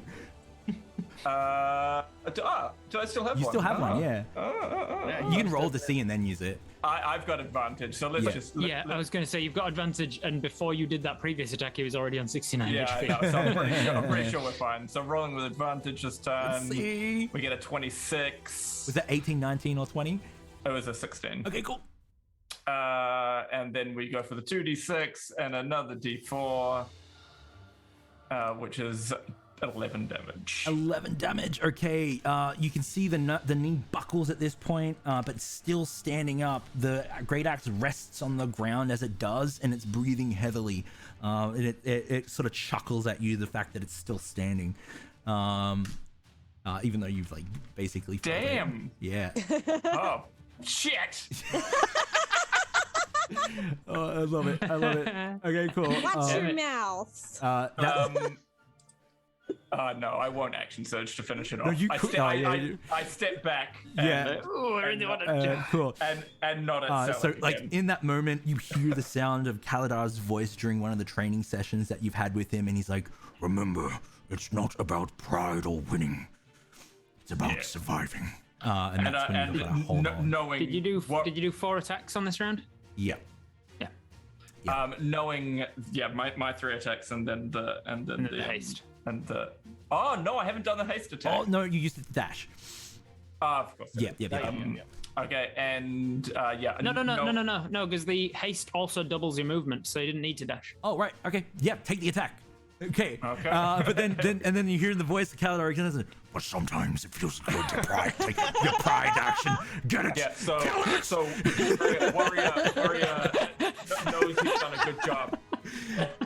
done a good job. Steps back, looks at Selleck, and goes, "Oh wait, Selleck's just a skull on the ground. I need to do this myself." You can do this. And, I know that you've got one as well, Dag. 16, 26, Nice. and 2d6 and the 4. Another 15 damage. Okay, cool. It's gonna go weakling, and as it doesn't, it's gonna say weakling, but you interrupt it, and then Finish him. all right, you can describe how you want to finish this giant. So for that second to last attack, I thought it was going to be into his chest, thinking I'm getting his heart, but it doesn't take him. So heave and straight down. Hells yeah. You get pulled with the momentum of your blade now that it's resting in the chest of this giant's heart, and then it's sort of sitting there like the sort of Excalibur in this prominent space as combat is finished. Congratulations, guys. Yeah. Ooh, we did it. All right. As combat, Selleck's hand starts flicking through the pages of his book. His body just lying in ruin underneath this rock. He flicks to a page with a picture of himself on it, with all the broken ribs, skull fracture, powderized hip bone, torn apart coccyx, all the things. And what I do is he takes the page, rips it out, scrunches it up, and it turns to ash. And as it does, I completely negate the damage from my previous attack, or from the previous damage to me. Oh. And then you see Selleck just appear with the book in his hand again, and he sort of cracks his neck. The only damage I've now taken is from the ice spell. Oh, I love it. As he goes, excellent, good. good. Just because I'm immortal doesn't mean it doesn't hurt like the Dickens. How you holding up? Well, yeah, I'm all right. Just these old bones aren't used to things. All right. If he'll let her, she might try and click one back into place. I'm just imagining, he's so old as it clicks back into place, it just falls off, and he's like, Ooh, yeah. Look, you might need a Cairo for that. again, no eyebrows. Now, as you guys stand there Just some triumphant, fire giant ash yeah. this time. Draws them in. It's like a monobrow. Now, as you guys stand there triumphantly, you can see that there is this fairly prominent cave of dripping flesh, blood sort of pouring down from this various area. You can see that something has cut in to whatever this creature is. Now that you look around, you can see these the many eyes of this creature like hang lazily. This creature is still alive, and it's still breathing with a much labored pace. Very clearly, it does seem that the way would be that cave, or at least that would be the most prominent path to whatever you're here for. However, what would you like to do? Oh, surely we can't leave this thing lying around. Seems like we're definitely close. Well, that's what we came for, isn't it? Yeah. Well, I would just have our wits about us. Yeah. And if you have any plastic covers for your shoes, I would recommend putting them on now. This was a nice little warm up, I think. But if the people we were speaking with before, you said they were avatars of gods, yeah. So if they were to be believed, then this Senso is a godlike power. I'm not sure. We're gonna have to be on our. Is there any way you can not be so brittle? Have you got anything you can do that makes you less susceptible to, just being smashed apart? You mean by giant boulders? I mean, that'll break anyone. Are you kidding me? I mean, I could teleport out of the way. It wouldn't break me. He would have been fine, I'm sure. And he's who probably dodge it. Maybe catch it and throw it back. Look, let's just say no, but I'm very, very difficult to kill. Okay, good. I mean, he's got his fancy book that can bring him back to standing again. I wouldn't be so worried. Yeah, Duncan is right, impressive though. stuff. This is just a warm-up. It's going to be a lot more danger ahead. Should we try and get in there a little more quiet, sort of scout out, so we don't trigger something we're not ready for? Highly recommended. Well, then perhaps I can be of some assistance here. I can also Where did help. I put that? Right, good. I pull out a page of my book and I once again begin to recite the incantation. I'm casting the spell Summon Undead, and I'm going to rip the soul out of this giant and turn it into a scout for us. Ooh. Okay. I mean, that's one way to do it. I think I just want to go in and attack things, but if you want to do this, then we'll definitely need to attack things, big guy. But we're gonna need to just make sure that we're not biting off more than we can chew. Well, then Warrior just sits on the dead body of the fire giant that he's next to and patiently waits. I turn to any one of the natives here and I say, "You guys got a shadow fell here? Shadow plane, a plane of shadow, plane of darkness, any of that sort of thing?" Would we know that, Dread? Yeah, give me Arcana checks, guys. Okay. I'm gonna do it with a disadvantage. Yeah. It's 18. Because I definitely wouldn't know. It's the one thing that you do know. I rolled an 18 and a 20. An 18. With this. Damn. Hells yeah. So it turns out I do know. You do know. For some reason, in the annals of your amnesia, you do summon some sort of information on the plane of shadow. It does exist. If it didn't exist, there wouldn't be shadows or darkness in this world. So it is very close to a mirror of this place. What was the other results as well? I got an 18. 18? 16. 16. Okay, the two of you know that information as well. However, with the highest roll, Warrior, what was your roll again? It was the highest, correct? I rolled with 18 as well. disadvantage, but I got an 18 and a Okay, cool. 20. No, so you guys shared that knowledge then. Yeah. You do know that in recent days, this place was known to bring strife into this world in a place known as Core, and Phaetun itself as well. Creatures were being brought to this place and turned into creatures known as Nightwalkers. These monolithic giant creatures that bring this aura of annihilation, destroying things. It's very strange that connection is there. Yeah. Well, we've got know it, any of but that? I wouldn't. Yeah, well, like I relay that. I wouldn't mess around with it too much Oh. if I were you. Damn. Okay. I think I'm in touch with back on my home. I'm in touch with like I can summon sort of shadows from the shadow fell that we call it, Yeah. and I can make us all a little stealthier, a little quieter for a bit. As you're saying that, the direwolf kind of, the Hound of Omen kind of sits next to Dottie. Something like this. I see you're in touch with it, so you can mess around with it without issue. Like when you're casting spells Well, yeah, that draw on but- power from there. I mean, I can, but yeah. I mean, I have permission of a I mean, sort. which is the bigger risk? If I mess around with spells that draw on the power from the shadows, or we get seen? Look, you're working for us, so I would say you get a pass. But Am I good? if And it I bites- walk over if to the it- I walk over to the bites you hound. on your keister, then Yeah, I walk over to the hound and I offer him the back of my hand, and I'm like, "Am I good to try?" It leans its head into your hand, allowing you to sort of like pat it. Yeah, I give him scritches. And the shadows sort of coalesce around your fingers and up your hand as well. I'll take the shield back onto my arm because it only animates for a minute at a time. So I take it back onto my arm and I sort of kneel down and I place the point of the bottom of the shield onto the ground, and I just focus. And then that sunlight grows lighter, the sort of rising sun on my shield, and then these shadows kind of spread out from the thing. And I'm going to try, but with the chaos, obviously it might go wrong. But I'm going to try and cast Pass Without a Trace, a second level spell. I love it. Okay, wow. Cool.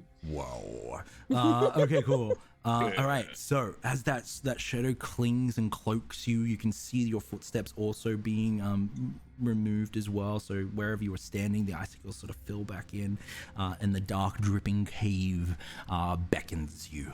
As you all make your way in there, can I get a stealth check with Pass Without Trace? The ghost of the fire giant's going in first. Yes. He's Oh yes, scouting. correct. Sorry, Summoned undead to send a scout for us. Stands up. I'm going to use a natural 20 on perception and a natural 20 on stealth. Okay, cool. Nice. All right. I'm going to do it my 20s. All right. That's gonna see everything. Thank you. Yep, I would see everything and not be found. Thank you. With both of those, so your both natural 20s are gone. Yeah. So, Hells yeah. yeah. So I want to know what's in there. All right, and this is on the thing, Yeah. and it's With going the- ahead without you guys. You guys are getting ready to move in behind it. Pass Yeah. without a trace is plus 10, right? Yeah. Plus 10, yeah. Then 44. Oh, okay. How did Okay. Oh my god. As you see this specter of the fire giant pass into the dark, dripping cave, you follow its heavy footsteps as it goes through the cavern of flesh. It eventually comes to the lungs, and then comes to what looks like a heart. The heart glows with this almost like ethereal like light, but it's held within the chest. It stands there, and there you see a huge Goliath, massive. I mean, it's the size of the giants that you fought as well, so size category huge.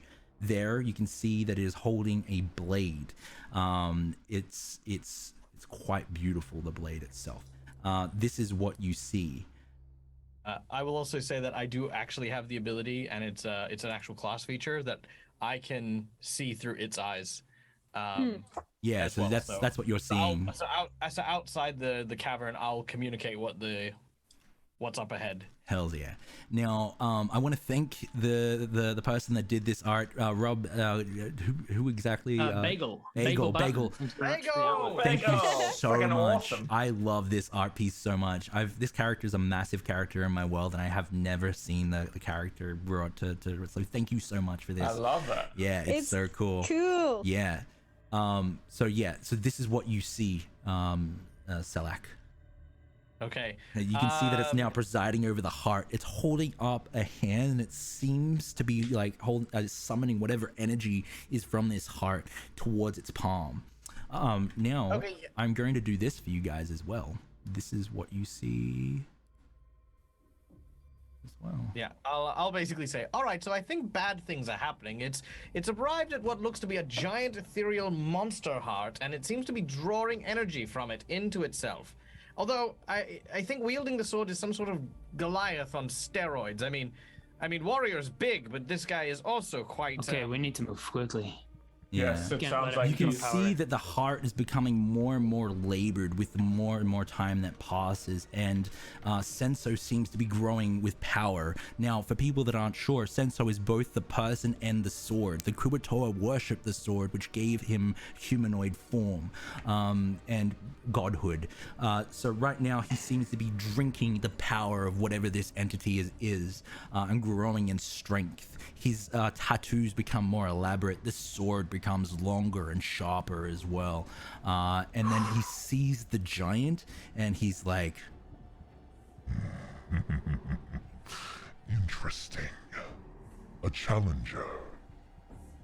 Come.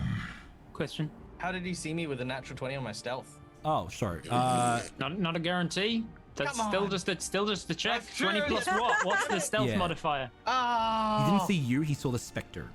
The Spectre has a net 20 on that stealth, Yeah, the is what he's Spectre has saying. that. So Oh, sure. what's the Spectre's stealth Let modifier? me. Okay, actually, I'll let tell you me- what the stats Yeah, specter roll. is. Let's, And why are yeah, you what's so the much modifier? quieter than everybody else? Am I quieter than everyone else? 'Cause- Yeah. Oh man, I don't know why. So Let me try this. I'll Is this roll. better? I'll There roll. we An, go, that's I'll roll an better. insight check because you can't Okay. crit on skills, but I will give you that. Okay. Hold on. Let me find out what his actual stealth is. So its actual stealth would be 23, unless it's got something extra. Skills. No, it doesn't have any inherent skills. So it'd be 23. It would be 23. Okay, cool. I'm going to roll it in chat just to make sure that you can see that I'm going to make that perception. I wonder check. if this godlike being can Has good beat perception. 23 on perception. Oh, Yeah. if only his perception wasn't 22. Where is it? Fun. Here we go. And this will learn me for using nat 20 tokens on Dread. Yeah. All right. Oh! 22. Okay. Was it All 22 right. total? It's a 22. Oh, damn. Yeah. Okay. Cool. Missed it by that much. Okay. So he says that, and then he goes, I must have been imagining it. Must have been. Unfettered Random power. wind.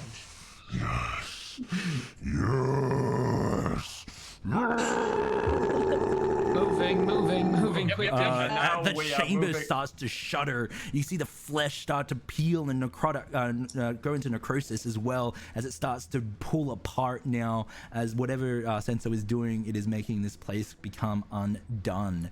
You guys have the jump, so you will have a surprise round when you're ready to initiate combat. However, you can make any preparations like spells on low light beforehand, but as soon as you make an attack, that's when we go into initiative. Well, I would like to cast shield. You know. Right now?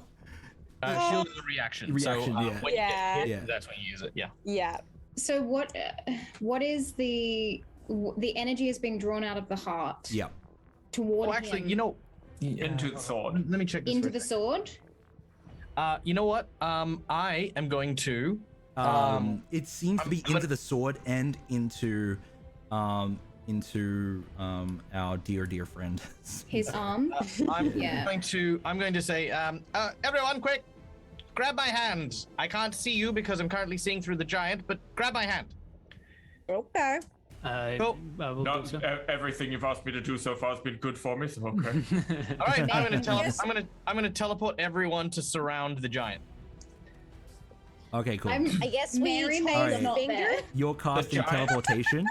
I'm casting teleportation. Okay, cool. So that's And I'm casting it while I'm literally looking at the location now that I want to teleport to. what level? What level is 7th, right? Yeah. Yep. Okay, cool. So the DC is currently 14 for chaos. Oh wow, 17. So no chaos. Oh, That makes me sad. Who are you, me? Yeah, I really want my chaos. Get all Okay, of cool. them. So let's get that percentile dice to see how you roll. Okay, let's Just so you know the location. He's looking at it. You're looking at it. Yeah, exactly. Okay. How do I? There's just percentage. Go power percentage. Go powers. 60%. 60%. What does that say on the chart? On the chart, it says I'm on target. You're on target. Okay, cool. So you guys are going to teleport there. How long does that potion last as well for the growth? It lasts for a couple minutes, I think. Either a minute or 10, probably. Yeah. Alright. I'll look Double check, I'll look and then I'll fix it if not. Okay, cool. Suddenly you teleport around Senso. He is erupted by it, and as he looks around to you all, goes, What is this? Who are you? Just straight up. How dare you disturb me? As I see him, I run my hand down the length of my blade, and it catches fire. And you cut your fingers off. And I go, ow! It's a stupid. Damn it. Why not? okay, cool. So we are. Is there any interactions here at all? Like who? Silak, how are you in terms of armor? Yeah, look, don't worry about my armor. Just, I'm going to stand over there. Because what I'll do is I'll teleport everyone who's in melee. So I'll teleport Mary, Duncan, and Warrior in adjacent squares to the giant. And I'll teleport Dottie and myself about, let's say, roughly 30 foot away. You have no idea where Mary is. She got a 44 stealth track. Yeah. Well, I have to hold my She's hand. not even in the game anymore. Can you She ping? also did not hold Mary May. Mary we're May was gone. not holding her. Can you Oh, well, ping? then we're, yeah. Can you Go ping with where that. you want you and you and Dottie to be? How did you get Okay, hold on. 44? Let me You have a do that. plus. Okay, so Did I you get a will- nat 20? Let me check. We'll be over here. Great. That is all right. So Dottie's going there. Yeah. That's essentially my way of. Do you need mage armor? And But you s- can. I've still got mage armor on. So like you're going here as well, right?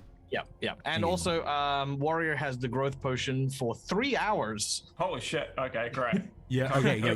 Go good, mate. Red. I they've lost feel your like camera. Oh, they've lost my camera. Give me a sec. no worries. Oh, you know what? My camera's overheated. So. That's a hot no. camera. From the fire giants. Yeah. Yeah, from the fire giants. Probably. No, apparently it's really hot today. With the 44, I think Mary like slunk in at the same time that the Spectre left to go suss it out, and Mary is currently behind Senso. All right. Ooh, Nice. I love that too. Oh my god. I love Also, that your for question, you. Rob, as to how I got that, I've got plus 16 to stealth, and I rolled. It an wasn't 8. even. It wasn't even as high as you could have got. You could No, get up to a I could get 46. higher. Yeah. Jesus. All right. With pass without a trace, yes. Yeah, 46. Oh my god. No Jeez. wonder you never stay need it. for work functions. Yeah. we need a Right. bard. Irish We need a device. bard that can give you a D12 inspiration as well, and then add that on. Get you Amazing. up to a 58. Okay. Cool. So you're going behind Sensor. Yes, so I've spent this time getting behind him, preferably on the arm side that looks like it's drawing in power. Okay, that would be this side. Yeah. All right, cool. Okay, cool. As he looks at the invaders into his amazing domain, heart. he seems Gross. frustrated that you are here and ruining what he is trying to do. Are we rolling initiative? Yeah. Yeah. Yeah. All right. I'm Sure getting not as gonna soon as we reason with soon as him. we land in because Selak didn't give us any warning as what he was going to do. He was just like hold my hand, and then Yeah. the next thing we know, we're all just teleported in. So Yeah. Yep. we could have just given him a surprise round on all of us. Thanks for that, Selak. right. Well, he as soon didn't as I say- realize where I am and what he's done and what's So- happened, wham! I'm just striking out. So Yeah. So what's basically happened is no one's got a surprise round. Yeah. Everyone is equally surprised, except for Salak, who should have a surprise round. Just saying. Now, I'm going to be asking everyone's initiative just quickly. Mary May. 23. Love it. I got an 8. You're Nate. Yeah. I got a 7. Surprise, I guess. Boy. I got a 21. 8. You're 21. Yep. Oh, that was Warrior. Yep. Oop. Okay, and 15 for Salak. 15 for Select. Okay, cool. Okay, 15 for Selec. All right. Rock and roll. Okay, cool. Just a time check as well. It's just about 20 to 3. Yep, we're gonna rush through this as quick as we can, and I'm just gonna do a little bit of combat here, not too much. So what we'll do is we'll fling into combat and just see. It's clearly the sword is what's drawing its power. You need to interrupt him as soon as possible. So deal as much damage as you can. Drag him down to the ground. He seems to be growing in strength, so you need to stop him from doing this by pretty much 2 rounds. So be on the fire, because like. Yeah, I can do damage. I can do damage. I want you guys. Yeah. Okay. Cool. All right. Let's fling into combat. Whoosh. All right.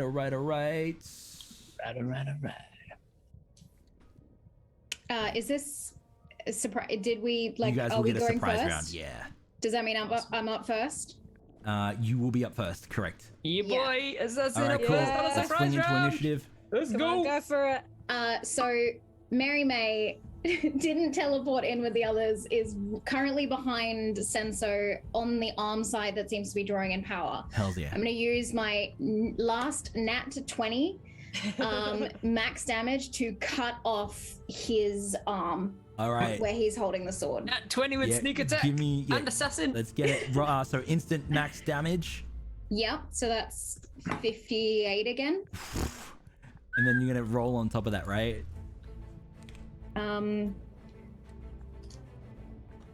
What do I roll on top of that? All of your sneak attack dice and all of the regular attack dice. Yeah.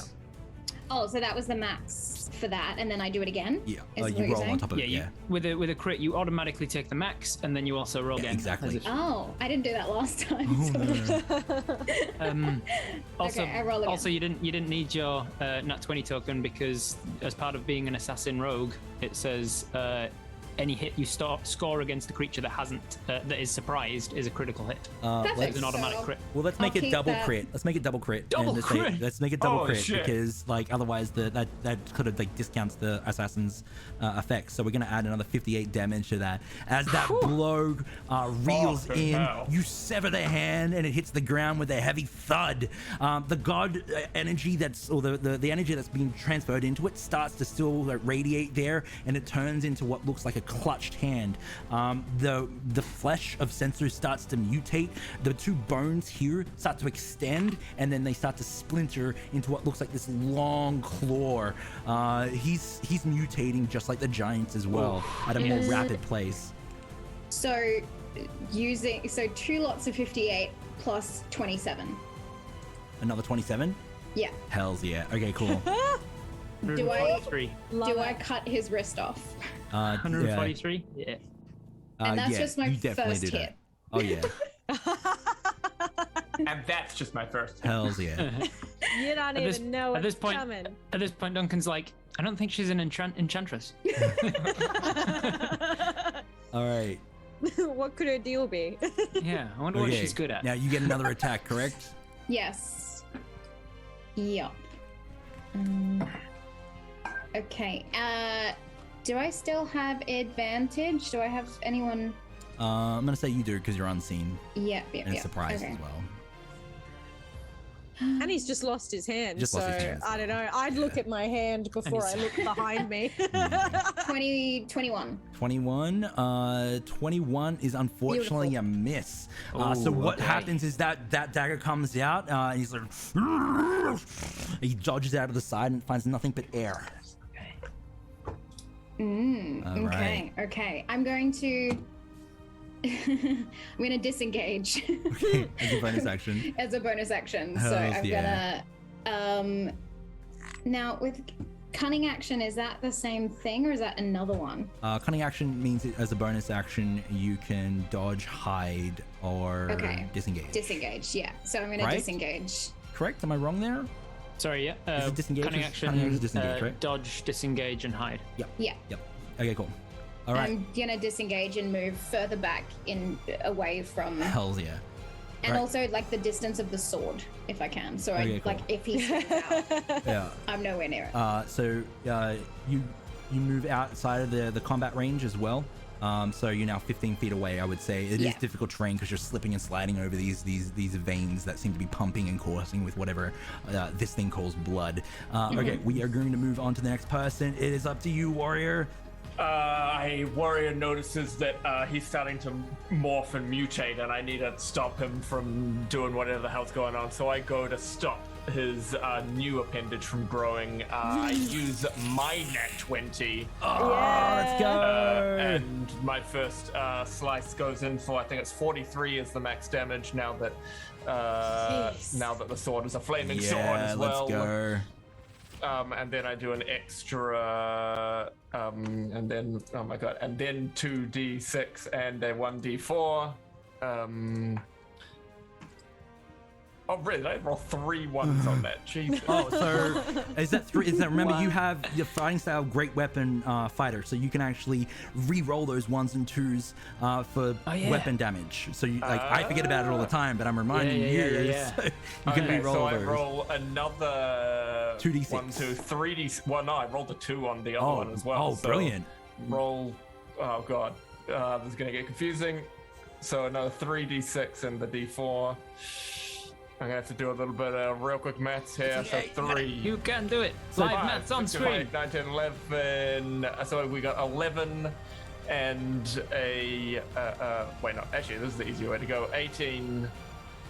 I don't need to roll all the d4s. Sorry. Yeah, you do.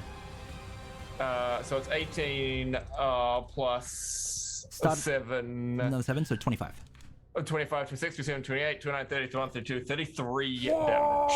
Okay, that wicked blow cleaves off the hand again, and as it does, you see the bones turn into what looks like pinworms. They grow really long and they start to wriggle all over the place.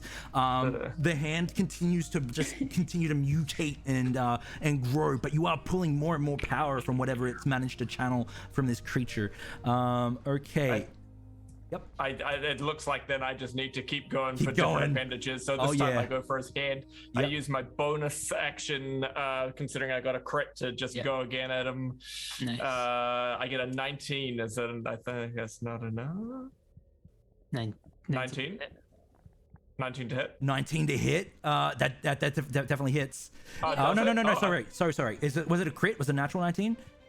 Or 19 max? No, it's 9 plus 10. Oh, okay, cool. No, just unfortunately, it's not a hit. So what happens is the blade comes out, and that's when he brings Senso, the sacred relic which you've been charged to gather, and blocks it. Ting! You start to see the lustrous rubies catch the light, and as it reflects the light from the heart, it starts to drink in even more. His muscles begin to bulge even more, and the toes start to burn with fury.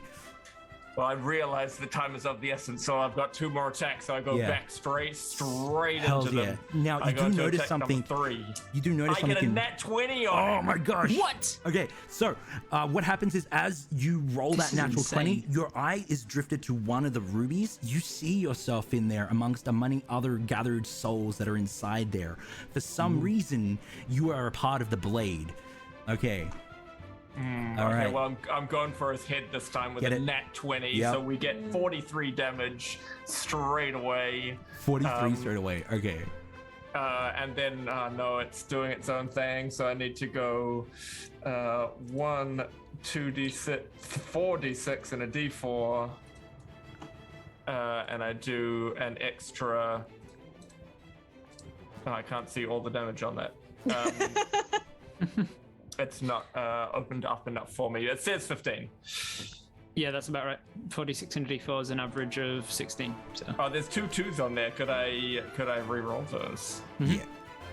Okay, so that takes it down to an 11, and then those were from the D6. So 11. Oh, why didn't that roll? 11 plus another 8, 19. 19 plus the 43 from before? Yep. Finish him. Yeah. Oh, and I had another attack left as well. I know. Okay, cool. So as my second attack, my first attack dinged off his sword, I swung it right back round aim for his neck. Hell and lose yeah. his head. The head topples from the shoulders and hits the ground with a heavy thud. Spewing from the neck is this sickly yellow light that bathes the heart chamber. Suddenly you start to see drifting from the swords the many souls that Senso has taken into its charge. Coming before you, warrior, you see yourself. You. All that you have been chasing, your memories.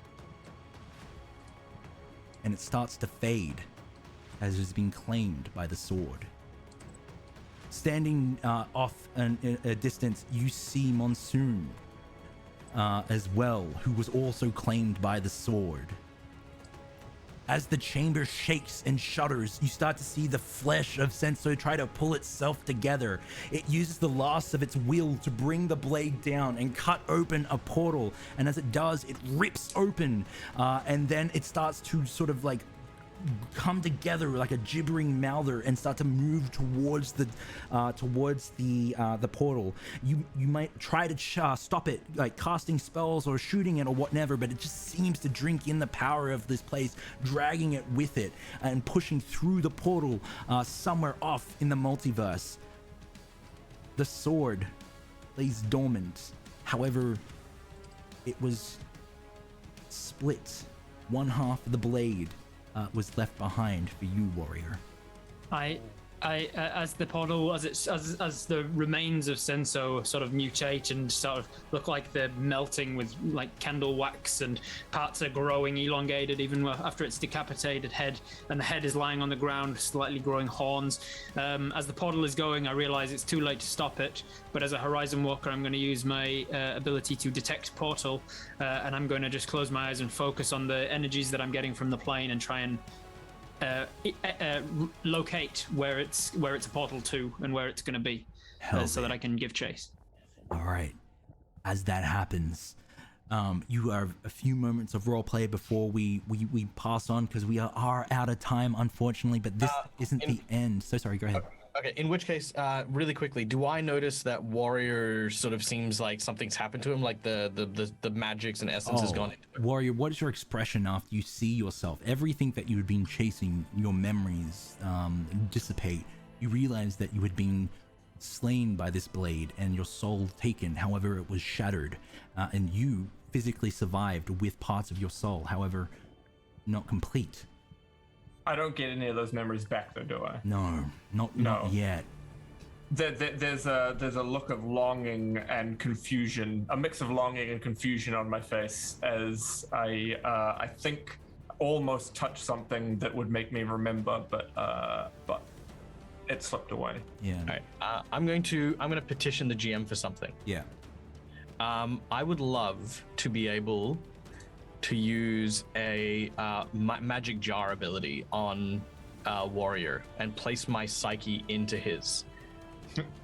The reason why I want to do this is I want to then use the Summon Undead to rip the soul as it's in that maelstrom of souls and sort of pull it towards me while I'm in his body. And then magic jar with it. All right. It's a bold move, Cotton. Let's see if it pays off. That's I was gonna say that's some lit shit if I've ever heard it. Yeah. I'm gonna put my soul into his soul and grab that soul into another thing, and then use that soul to that could happen. Let's move make with it. the soul into that body. Let's make it a percentile. Okay. Yeah. It's just a babushka doll of souls. I'm a soul within a soul. We're going to give it soul. a 45% chance of happening. Ooh, okay. So do I need to get 45 or less. 55 or higher? Yeah. Okay, I got a 61. All right. Boy. Please describe what this manifests like as you do this. So seeing these souls twisting around, Selak, being an undead, has the ability to see these different variations in the souls and sees the connection between Warrior and one of them. He opens up his book, and remembering where he'd written down all the details about Warrior, he places his hand on it, and you watch as the skeleton just again falls to crumbling pieces. The flames in his eyes just turn out as it looks like he is just dead now.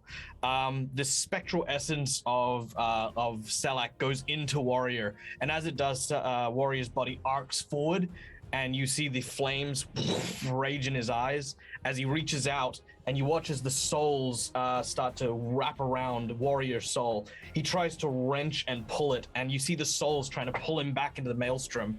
But as he rips and pulls that soul in, eventually it strikes with his body, and Salak sort of falls backwards out of the body as the soul sort of comes back in. Standing behind Salak, you can also see someone has taken a piggyback on that. A monsoon looks towards Mary, gives a wink, and then disappears into the ether. Warrior, you start to get flashes of great power that you once held, though long forgotten. You still have a quest to complete. However, you believe that your fate is entwined with the shattered blade of Senso that lay at your feet. You pick it up, and hopefully you pick it up. Do you pick it up? I pick it. You pick it up. Okay. All right. I didn't want to assume control. As you pick it up, Nah, suck it. Fuck it. Throws it in the portal.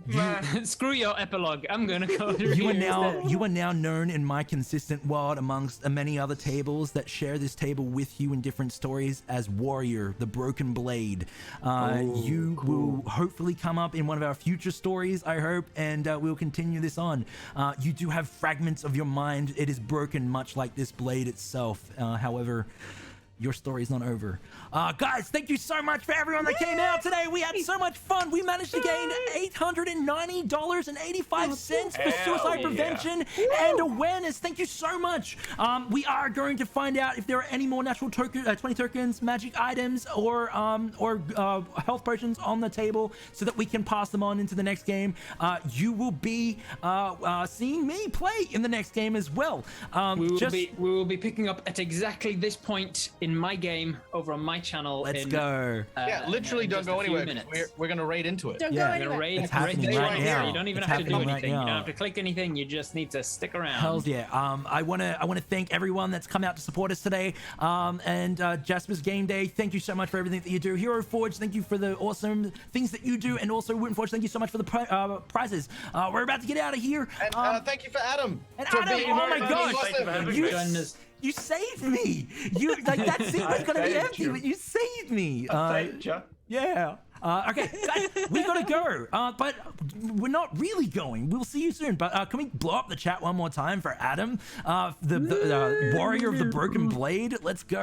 Okay, let's move on out. I'm going to raid into Robert Hartley, GM. Yeah. I think he's going live at some point soon. Yes. So you need to go to your away screen. I hope he's live. My stream ending screen. Through. Oh man. Yeah. I haven't prepared the portal. I'm sorry. What? Yeah. After all of that talk of Okay. portals. All right. Imagine a mystical portal that transports you through time to another plane of existence, and you are moving to a brand new world. The portal is a vortex of green and blue and oranges and celestial bodies. Words sometimes are better. We'll get that. Don't worry. We'll get there. Okay, we'll get As I there. say, we'll pick up at this exact moment. Yeah, we're picking up at the All exact right, all moment. right. You're fine. You're about to see the portal as we raid in out to Robert Hartley, GM. Guys, thank you so much. We love you all. Stay safe. We'll see you on the next one. How good was that? Man, that was such a fun game for me to run. I hope you enjoyed it. If you want to see the next part of this 3-part adventure, head over to Robert Hartley GM's channel, where the second part should be live now. If you can't find Rob's channel, please check out the links below, or perhaps this one right here, or here, wherever it appears on the screen. Thank you so much for watching. A massive thank you to all the players that played at my table. It was an absolute blessing to have you guys. Please go and check out their stuff because they are incredible talents, and you should definitely check out their stuff. All right? Go with love and luck. I'll see you in the next game. Bye.